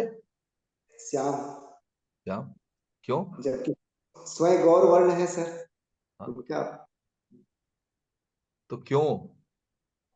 क्योंकि राम और कृष्ण गहरे हैं, जितना इनमें उतरोगे उतना ही रंग गहरा होता जाएगा, ठीक है। दोनों ही यहां विराजते हैं। जितना मेडिटेशन, मेडिटेशन के अंदर जो व्यक्ति कहता है कि मुझे कुछ दिख रहा है, तो वो मेडिटेशन नहीं कर रहा है। बिल्कुल सर, सही क्योंकि बात है सर। मेडिटेशन में तो सिर्फ अंधेरा दिखाई देता, बिल्कुल शून्य सर। अंधेरा दिखाई देता। तो इसीलिए वो श्याम वर्ण बताए गए हैं। फिर बताएंगे जब कभी गीता को अनोखे रूप से पढ़ाएंगे सर आपको, जो है ना, जिस दृष्टि से मैंने गीता को समझा, तो उस बिल्कुल दृष्टि सर। से ही पढ़ा सकता हूँ, है ना। तो पढ़ाएंगे तब समझ में आएगा सर। तो इसीलिए सर द्वेष कांड टेंशन मत लो, कुछ नहीं है द्वेष कांड, ठीक है। ऐसे ही चलते चलते समझा देंगे आप, ठीक है। चलिए, ओके। एक सूत्र और है कि शुभ भावों में शुक्र और चंद्रमा दोनों में से कोई भी उच्च का हो, या दोनों उच्च के हो जाए। हो ही नहीं सकता एक भाव में ऐसा कभी, है ना। तो शुभ भाव में दोनों उच्च के होके बैठ जाए, या तो कोई एक उच्च का होके बैठ जाए, तो विवाह शीघ्रता शीघ्र हो जाता है। हमने रिश्ते से बात की थी, शादी तक आ गई, लेकिन बीच में एक और बात आती है कि शादी की बातचीत कौन करे। कोई नहीं पढ़ाएगा सर, हम पढ़ाएंगे। शादी का टॉपिक 3 दिन में कंप्लीट होगा सर, और बच्चे का टॉपिक 3 दिन में कंप्लीट होगा कम से, इतना डीप पढ़ाऊंगा आप। इसीलिए इस कोर्स की फीस तो वही रखी है, लेकिन ड्यूरेशन रखा है 15 डेज मैंने, क्योंकि मुझे पता है 17-18 दिन से पहले खबर होगा नहीं सर। ठीक है ना। हाँ, तो कैसे पहचान करे कि पिता बात करे, माता बात करे या अन्य कोई रिलेटिव बात करे, है ना? बड़ी चीज है, छोटे से सूत्र से बताऊंगा, उससे पहचान कर जाओगे, उसी से पहचान, है ना? कि अगर भाई शादी नहीं हो रही है, कोई आया शादी नहीं हो रही, भाई क्या करे, तो इसका मतलब हो सकता है कि उनके रिश्ते में जो प्लेनेट इन्वॉल्व होना चाहता हो वो नहीं हो पा रहा हो, है ना? तो उसकी पहचान, अब प्लेनेट ही क्या है, रिश्ते भी हैं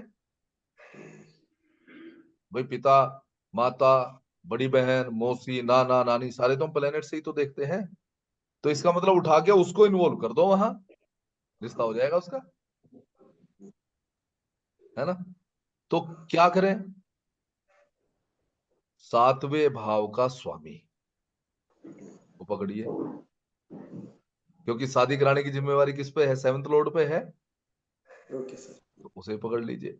और शादी का जो कारक है उसे पकड़ लीजिए, भाई जिम्मेवारी उसके ऊपर भी है, ठीक है?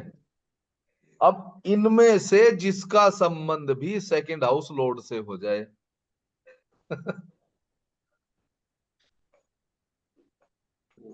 वही बात कर लो। क्यों? सेवंथ हाउस लॉर्ड शादी का जवाबदार है, जो शादी का कारक है वो शादी का जवाबदार है, ठीक है?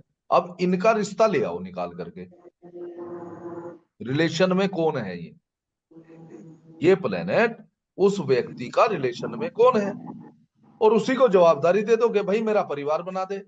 और परिवार कौन सा है? सेकंड हाउस लॉर्ड, उसकी जवाबदारी है परिवार बनाने की। दोनों की मीटिंग करा दो, परिवार बन जाएगा, बंधन बन जाएगा।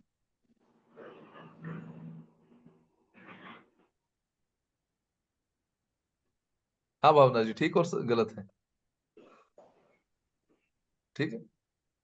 ऐसे एस्ट्रोलॉजी कर लो। तो क्या कहा कि सेवंथ हाउस लॉर्ड और शादी का कारक, दोनों में से जिसका भी संबंध सेकंड हाउस लॉर्ड से हो जाए उस व्यक्ति को रिश्ते की बातचीत में इन्वॉल्व कर दो कि भैया तू बढ़ा दे रिश्ता, तो रिश्ता आसानी से हो जाए, ठीक है? अच्छा, अब ये तो सारी बात ठीक है, ये तो सारी बात ठीक है, लेकिन आप लोगों ने देखा होगा कि हर समाज में सर, हर वर्ग, हर लेवल पे ये बात जरूर कही जाती है जब रिश्ता तय हो जाता है कि भैया किसी की सुनना नहीं, कुछ नहीं करना। शादी तक कई प्रकार की समस्याएं शादी में आ जाती हैं, कोई लड़के वाले को चढ़ा देगा, कोई लड़की वाले को चढ़ा देगा, कोई किसी तरीके के। हमारे यहाँ एक कहावत है उसके बारे में कि भाई कोई ना कोई तुनके तोड़ देगा, ठीक है?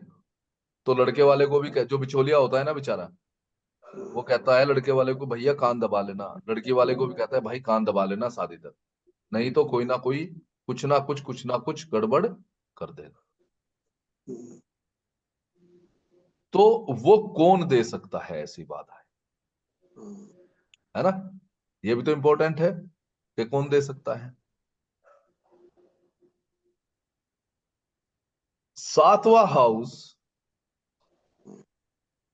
तो ऐसे भावों के बीच में बैठा है कि जो दोनों तरफ से उसे फंसा करके रखते हैं, है ना? अच्छा, छठा आठवां हाउस। और आठवां, 6 और 8 है ना? तो यही दोनों प्लान, यही दोनों भाव ऐसे हैं जो कहीं गड़बड़ करेंगे उसमें, ठीक है ना? और तो गड़बड़, भाई प्रथम हाउस तो बैठा ही है कि भाई मैं तो तैयार हूं, उसने तो ओके कर दिया, सेकंड हाउस ने ओके कर दिया, है ना? पांचवा हाउस तब एक्टिवेट होगा जब शादी हो जाएगी, फोर्थ हाउस तब एक्टिवेट होगा जब शादी हो जाएगी। भाई मकान मकान और ये सब तो या तो वो एक्टिवेट हो चुका होगा, उसने मकान बना लिया होगा या वाहन खरीद लिए होंगे, या तो तब होगा भाई जरूरत जब पड़ेगी, ठीक है? साथ थर्ड हाउस की भी जरूरत तभी पड़ेगी, या वो तो पहले ही एक्टिवेट है छोटे भाई बहनों के लिए, ठीक है? नवंत भाव वो लेकर के साथ आया है, 10वां उसने एक्टिवेट कर रखा होगा अगर वो प्रोफेशन कर रहा है तो, 11वां इन सारी चीजों से लाभ देने के लिए एक्टिवेट रखा होगा। तो भाव बारवा, या तो कुछ समय बाद जरूरत पड़ती है, पहले ही कहीं कुछ ना कुछ कांड कर रखे होंगे तो भुगत भागत के आ लिया होगा तो वो भी एक्टिवेट हो सकता है, या एक दो बार हॉस्पिटल में एडमिट होके आ चुका होगा, वो भी एक्टिवेट हो रखा होगा। महाराज फंसते हैं दो, छठवा और हटो। आठवां, क्योंकि एक तो ससुराल तैयार होनी है, तो यानी ससुराल पक्ष से प्रॉब्लम हो सकती है। आठवां भाव क्या है? ससुराल है। या तो फिर गुप्त शत्रु बैठे हैं, कोई ना कोई गुप्त रूप से वही तुनके तोड़ने वाली जो कहानी है वो हो सकती है। छठा चाचा भाव मामा, किसका है? शत्रु का है, तो कोई और शत्रु चाचा इंटरफेयर।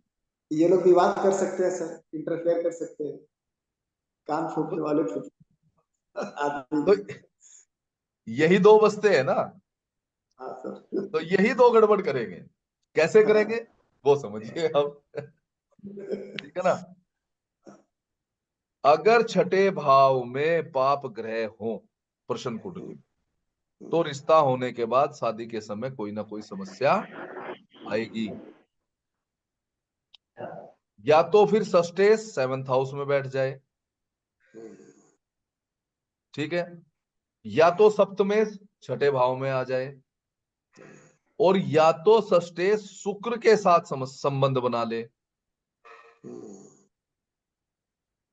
दोनों भाव इन्वॉल्व हो गए और कारक इन्वॉल्व हो गया,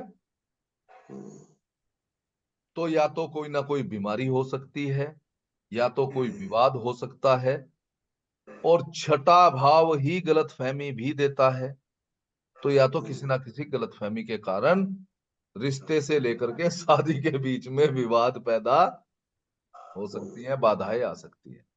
ये तो हो गया छठा भाव। अब आ जाओ आठवां भाव।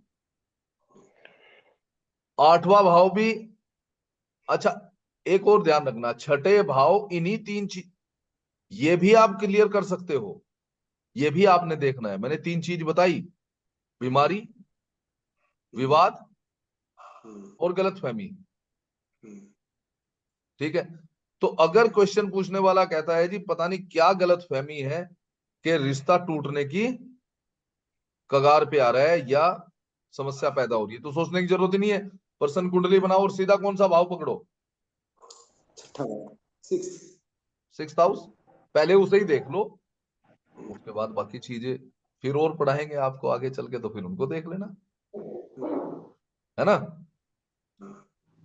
आठवां जो भाव है ये विघ्न दिखाता है, विघ्न, है ना। हमारे यहाँ कहते हैं बिघन बोना। शादी रिश्ते के बाद जब कोई समस्या आते ने बोला रे फलाने ने बो दिया भाई बिघन, तो वर्ड क्या है? विघ्न, है ना। लेकिन सुनील जी यही कहते हैं ना। ऑब्स्टेकल। हाँ, लेकिन हमारे यहाँ क्या है भाई, बिघन बो दिए रे, पर टूटने वाला ही है रिश्ता। ठीक है। तो आठवां भाव ये कार्य करता है, तो कैसे? या तो आठवां भाव या तो अष्टमेश, ये दोनों विघ्न के कारण बनते हैं। या तो आठवें भाव में पाप ग्रह हो, ठीक है, या तो पाप ग्रहों की आठवें भाव पर दृष्टि आ रही हो, या तो अष्टमेश 7th हाउस में चला जाए, या तो फिर वही सप्तमेश अष्टम में आ जाए, और या तो अष्टमेश की शुक्र के साथ युति हो, दृष्टि हो, स्थान परिवर्तन हो, किसी ना किसी प्रकार वो इनसे कनेक्ट हो जाए, ठीक है। अभी तक तो मैंने सिर्फ यहाँ बाधाओं तक की बात की, अभी शादी की नहीं है, ठीक है। तो अभी समय भी हो चुका है, आप लोग जो है मुझ जैसे व्यक्ति को इतनी देर से झेल रहे हो, है ना। तो एक सूत्र और आपको बता देता हूँ। कई बार जो है हमें ये देखने को मिलता है या सुनने को मिलता है कि शादी रिश्ता बड़ी अच्छे से हुआ था, लेकिन शादी के दिन ही लड़की भाग गई। भाग गई। अरे साहब भाग नहीं गई, चली गई बेचारी ऊपर, अच्छा। ठीक है ना। क्या है वो कारण? सूत्र लिखिए सर, इंपॉर्टेंट सूत्र है।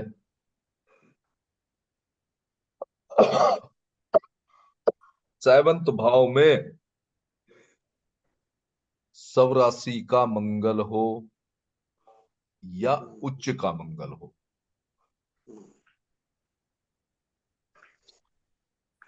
और वो पीड़ित हो जाए,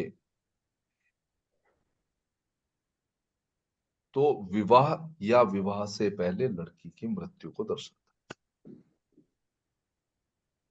इसीलिए सर 7वें हाउस में मंगल को थोड़ा सा ध्यान पूर्वक देखते हैं। जब मांगलिक दोष देखते हैं ना, कहते हैं ना 7वें भाव का मंगल अच्छा नहीं है। वो यही कारण है सर। ठीक है, मंगल अगर पीड़ित हो गया सप्तम हाउस में आकर के, तो वैवाहिक जीवन को बहुत हद अत्यधिक पीड़ित कर देता है, जिसके बारे में हम आगे चर्चा करेंगे। शादी की बात करेंगे, फिर और भी इसमें जो है कई सारी चीजें होंगी। शादी का, विवाह का चैप्टर यहाँ समाप्त नहीं होगा, ये मैं आपको बता देता हूँ। ठीक है, किस दिन विवाह होगा वो देखेंगे गोचर से। उसके बाद जो है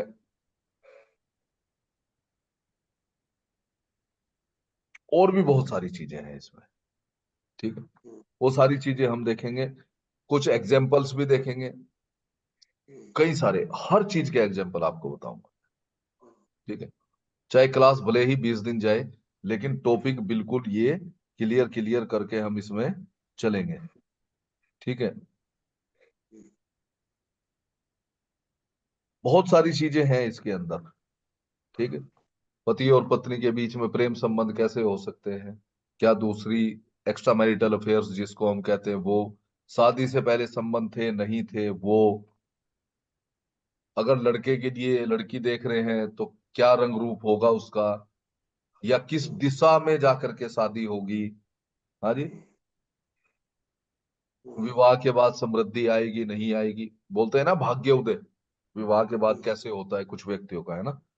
तो वो सारी चीजें जो है हम इसमें ही कवर करेंगे।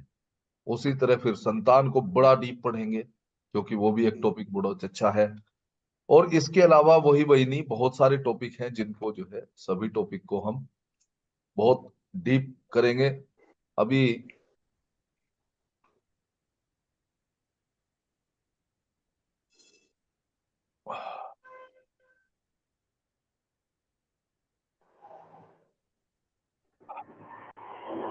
जो हमारा ये कोर्स है, मंडे, वेडनेसडे और फ्राइडे चलेगा, क्योंकि वास्तु की क्लास हमारी चल रही है अल्टरनेट डेज पे चल रही है, मंगल, बृहस्पति और शनि को चल रही है। तो ये कोर्स हमारा 9 to 10 PM ही चलेगा, मंडे, वेडनेसडे, फ्राइडे को चलेगा। वैदिक रीति से प्रश्न ज्योतिष शास्त्र है, लाइव जूम क्लासेज होंगी। और बाकी आपको पता ही है, आप लोग भली भांति परिचित हो कि प्रिंटेड सर्टिफिकेट और PDF आपको जो है बाई पोस्ट आपके पास भेजे जाते हैं। अब बात आ जाती है इम्पोर्टेंट, नए साल के उपलक्ष्य में हमने ये अभी स्कीम निकाली हुई है, देखते हैं कहाँ तक चलती है। जैसे हमने पहले कोर्स में भी निकाली थी, जो नए नए साल में हमने शुरू किया पहला कोर्स, जिसका नाम था रेमेडी अमोघस्त्र, उसमें भी हमने दी कि फर्स्ट 5 स्टूडेंट को जो है हमने छूट दी थी। इस कोर्स में भी जो इसकी फीस है वो 2400 रुपये है, लेकिन जो फर्स्ट 5 स्टूडेंट होंगे उनके लिए 2103 ही रहेगी। तो आप लोग प्रथम 5 में आने के लिए तैयार हैं। अभी 4 लोग बचे हैं, 4 भी नहीं 2 बचे, एक फीस और आ गई है। 2 हो चुके हैं, अजय जी हैं और एक और हैं, 2 फीस आ चुकी है, तो 3 वैकेंसी बची हैं अभी। तो आप जो है इसमें तुरंत इनरोल कर सकते हैं। और आज का डेमो आपको कैसा लगा, ये बात, और दूसरी बात, अगर किसी का कोई क्वेश्चन है कोर्स से रिगार्डिंग या कुछ और है तो वो मुझसे पूछ सकते हैं, मैं उसका आंसर देने के लिए तैयार। सर मैं तो आपसे इतना ही कहूंगा, ये तो अपना डेमो था सर आपका, आपकी क्लास, मैं तो आपके क्लास का एक रेगुलर स्टूडेंट हूँ और मुझे पता है कि क्या मिलने वाला है। ये तो आपने सिर्फ झलक दिखाई है। भावना जी को भी देखिए सर बहुत एस्ट्रोलॉजी आती है। आज की क्लास में मैंने उनकी बातें मैं गौर करता हूँ और वो भी एडमिशन लेंगे सर, क्योंकि प्रश्न कुंडली के बगैर एस्ट्रोलॉजी का कितना भी ज्ञान हो जाए वो अधूरा ही रहता है। बिल्कुल सर, प्रश्न कुंडली अपने आप में एक अद्भुत चीज है सर, अद्भुत चीज, अधूरा है सर। अद्भुत एक्सपीरियंस है सर। लेकिन सटीकता चाहिए। और सर मैं 3-4-5 दिन इसमें का कोर्स डिजाइन कर दूं, हो रहा से ये होता है, इससे ये होता है, ये यहाँ बैठ गए, यहाँ बैठ करके ये कर देगा, नो, नहीं होगा सर, अटक जाओगे सर, एक ही क्वेश्चन पर अटक जाओगे। एक क्वेश्चन क्लियर कर दो तो मैं मान जाऊंगा। ये सर ये 2100 रुपये की जो फीस है सर, ये समझ लीजिए ये आपका फ्री क्लासेस है। इतनी कम फीस में इतनी 15 क्लासेस कोई नहीं लेता है सर आज तक। और मैं तो अपने आप को सौभाग्यशाली समझता हूँ सर कि आपसे जुड़ा हूँ। और आप, मैंने पहले भी कहा था कि जो लोग आपसे जुड़ चुके हैं वो जुड़े ही रहेंगे। न्यू स्टूडेंट तो एक तो आते रहेंगे धीरे धीरे, उनको समझने में समय लगेगा। मैं तो सर आपको समझ चुका हूँ। तो आई थिंक सर मैं वैशाली में भावना, सुमित सर भी, ये सारे लोग जितने यहाँ पर मौजूद है सर वो सारे के सारे एडमिशन लेंगे। यू प्लीज वेट, 2-3 दिन के अंदर भी सारे क्लियर हो जाएंगे sir. Thank you sir, thank you, thank you. हाँ जी, भावना जी कुछ कहना चाहते हैं? बहुत बहुत अच्छा लगा, और मैंने तो आपका कितना क्लास किया भी है, वही ना।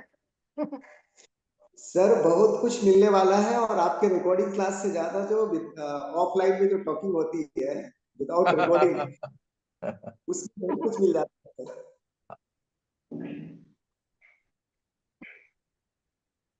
जी दत्ता सर कुछ कहना चाहते हैं सर? सर ये खासियत है आपकी कि इसमें कोई टाइम लिमिट नहीं है। जैसे बहुत सारे क्लास में रहता है 9 से 10 तक या 8 से 9 तक, इसमें जब हम आपके साथ जुड़े रहते हैं तो समय का पता नहीं चलता, तो there is no time limit. Sir बहुत प्रवाह बड़ी में चीज वो फ्लो में बह जाते हैं, उनको तो टाइम का पता ही नहीं है। है।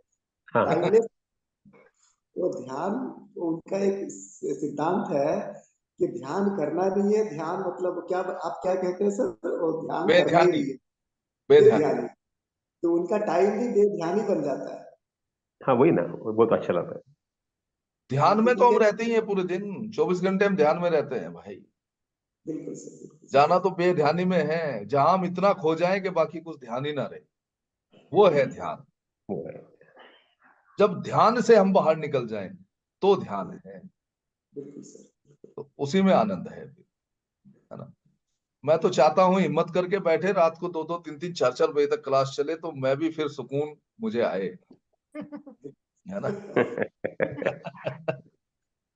लेकिन ये लोग हिम्मत हार जाते हैं 11:30, 11:30 बजे तक, जो है सर रहने दो बस, सर रहने दूसरे दिन भी हम लोग को सब देखना पड़ता है, इसीलिए। दो। सर मैंने सर एक ऑब्जर्वेशन किया है, मैं आपको बता रहा हूँ, यहाँ सभी अपने ही बैठे हुए हैं, कोई तो ऐसे है नहीं। मैंने सर एक चीज गौर किया कि जिस व्यक्ति की कुंडली में जुपिटर के साथ केतु हो और दूसरे व्यक्ति की कुंडली में जुपिटर के साथ राहु हो, सिर्फ कोई शास्त्र की बातें नहीं है, जस्ट एक्सपीरियंस में अपना शेयर कर रहा हम्म, हूँ, मन की बातें है। तो मैंने देखा कि जिस व्यक्ति की जुपिटर केतु हो और जिस जिस व्यक्ति की जुपिटर राहु हो, उन दोनों में समन्वय बैठ जाता है।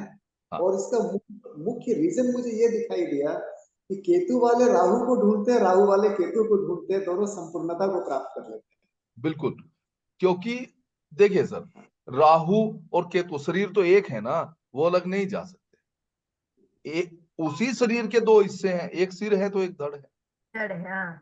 उसी को लेकर के एक दिन हमने शायद पहले कहीं बात की थी।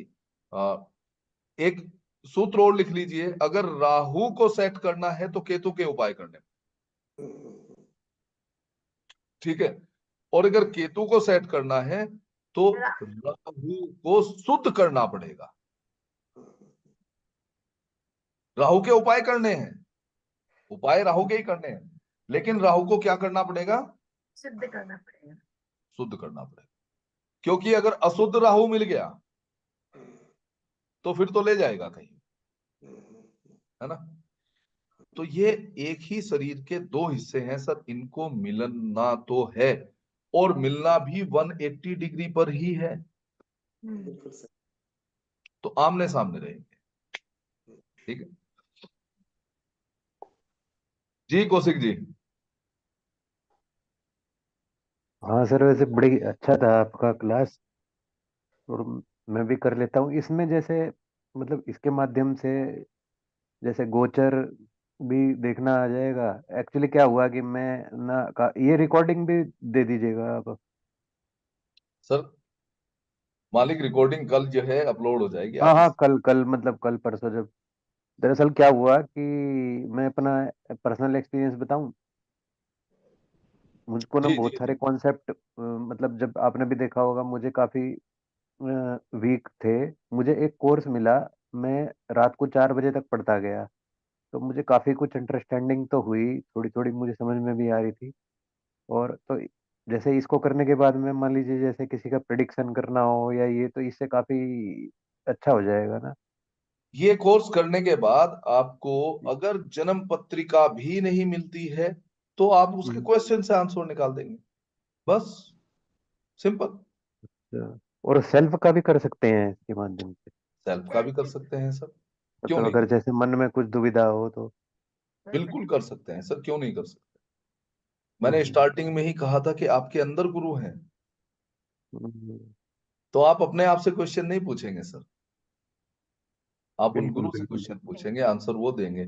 और आप खुद से पूछो, अजय सर से पूछो, भावना जी से पूछो, दत्ता जी से पूछो, मनोज जी से पूछो, मुझसे पूछो, तो प्रश्न, आप क्वेश्चन नहीं पूछ रहे हैं, आप नहीं कुछ कर रहे हैं, प्रश्न हम्म, पैदा हो रहा है। जन्म किसका हो प्रसन्न। रहा है? प्रश्न का हो रहा है, तो उत्तर तो उसके लिए आना है, आपके लिए आना ही नहीं हम्म, है ना। उत्तर तो उसके लिए आना है, तो वो जी किसी का जी भी। जी, ठीक। बिल्कुल। धन्यवाद। मनोज जी कुछ कहना चाहेंगे सर, कुछ क्वेश्चन हो?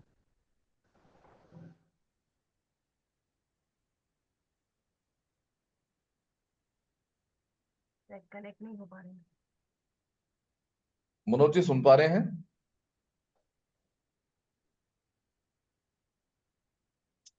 शायद मनोज जी नहीं सुन पा रहे हैं, कोई बात नहीं, चलिए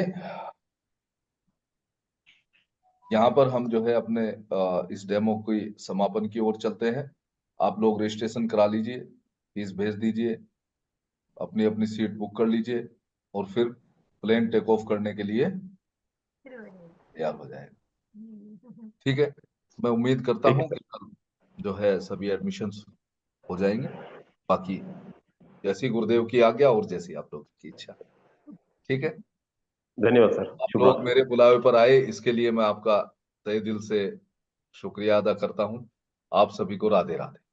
राधे। राधे राधे। राधे राधे।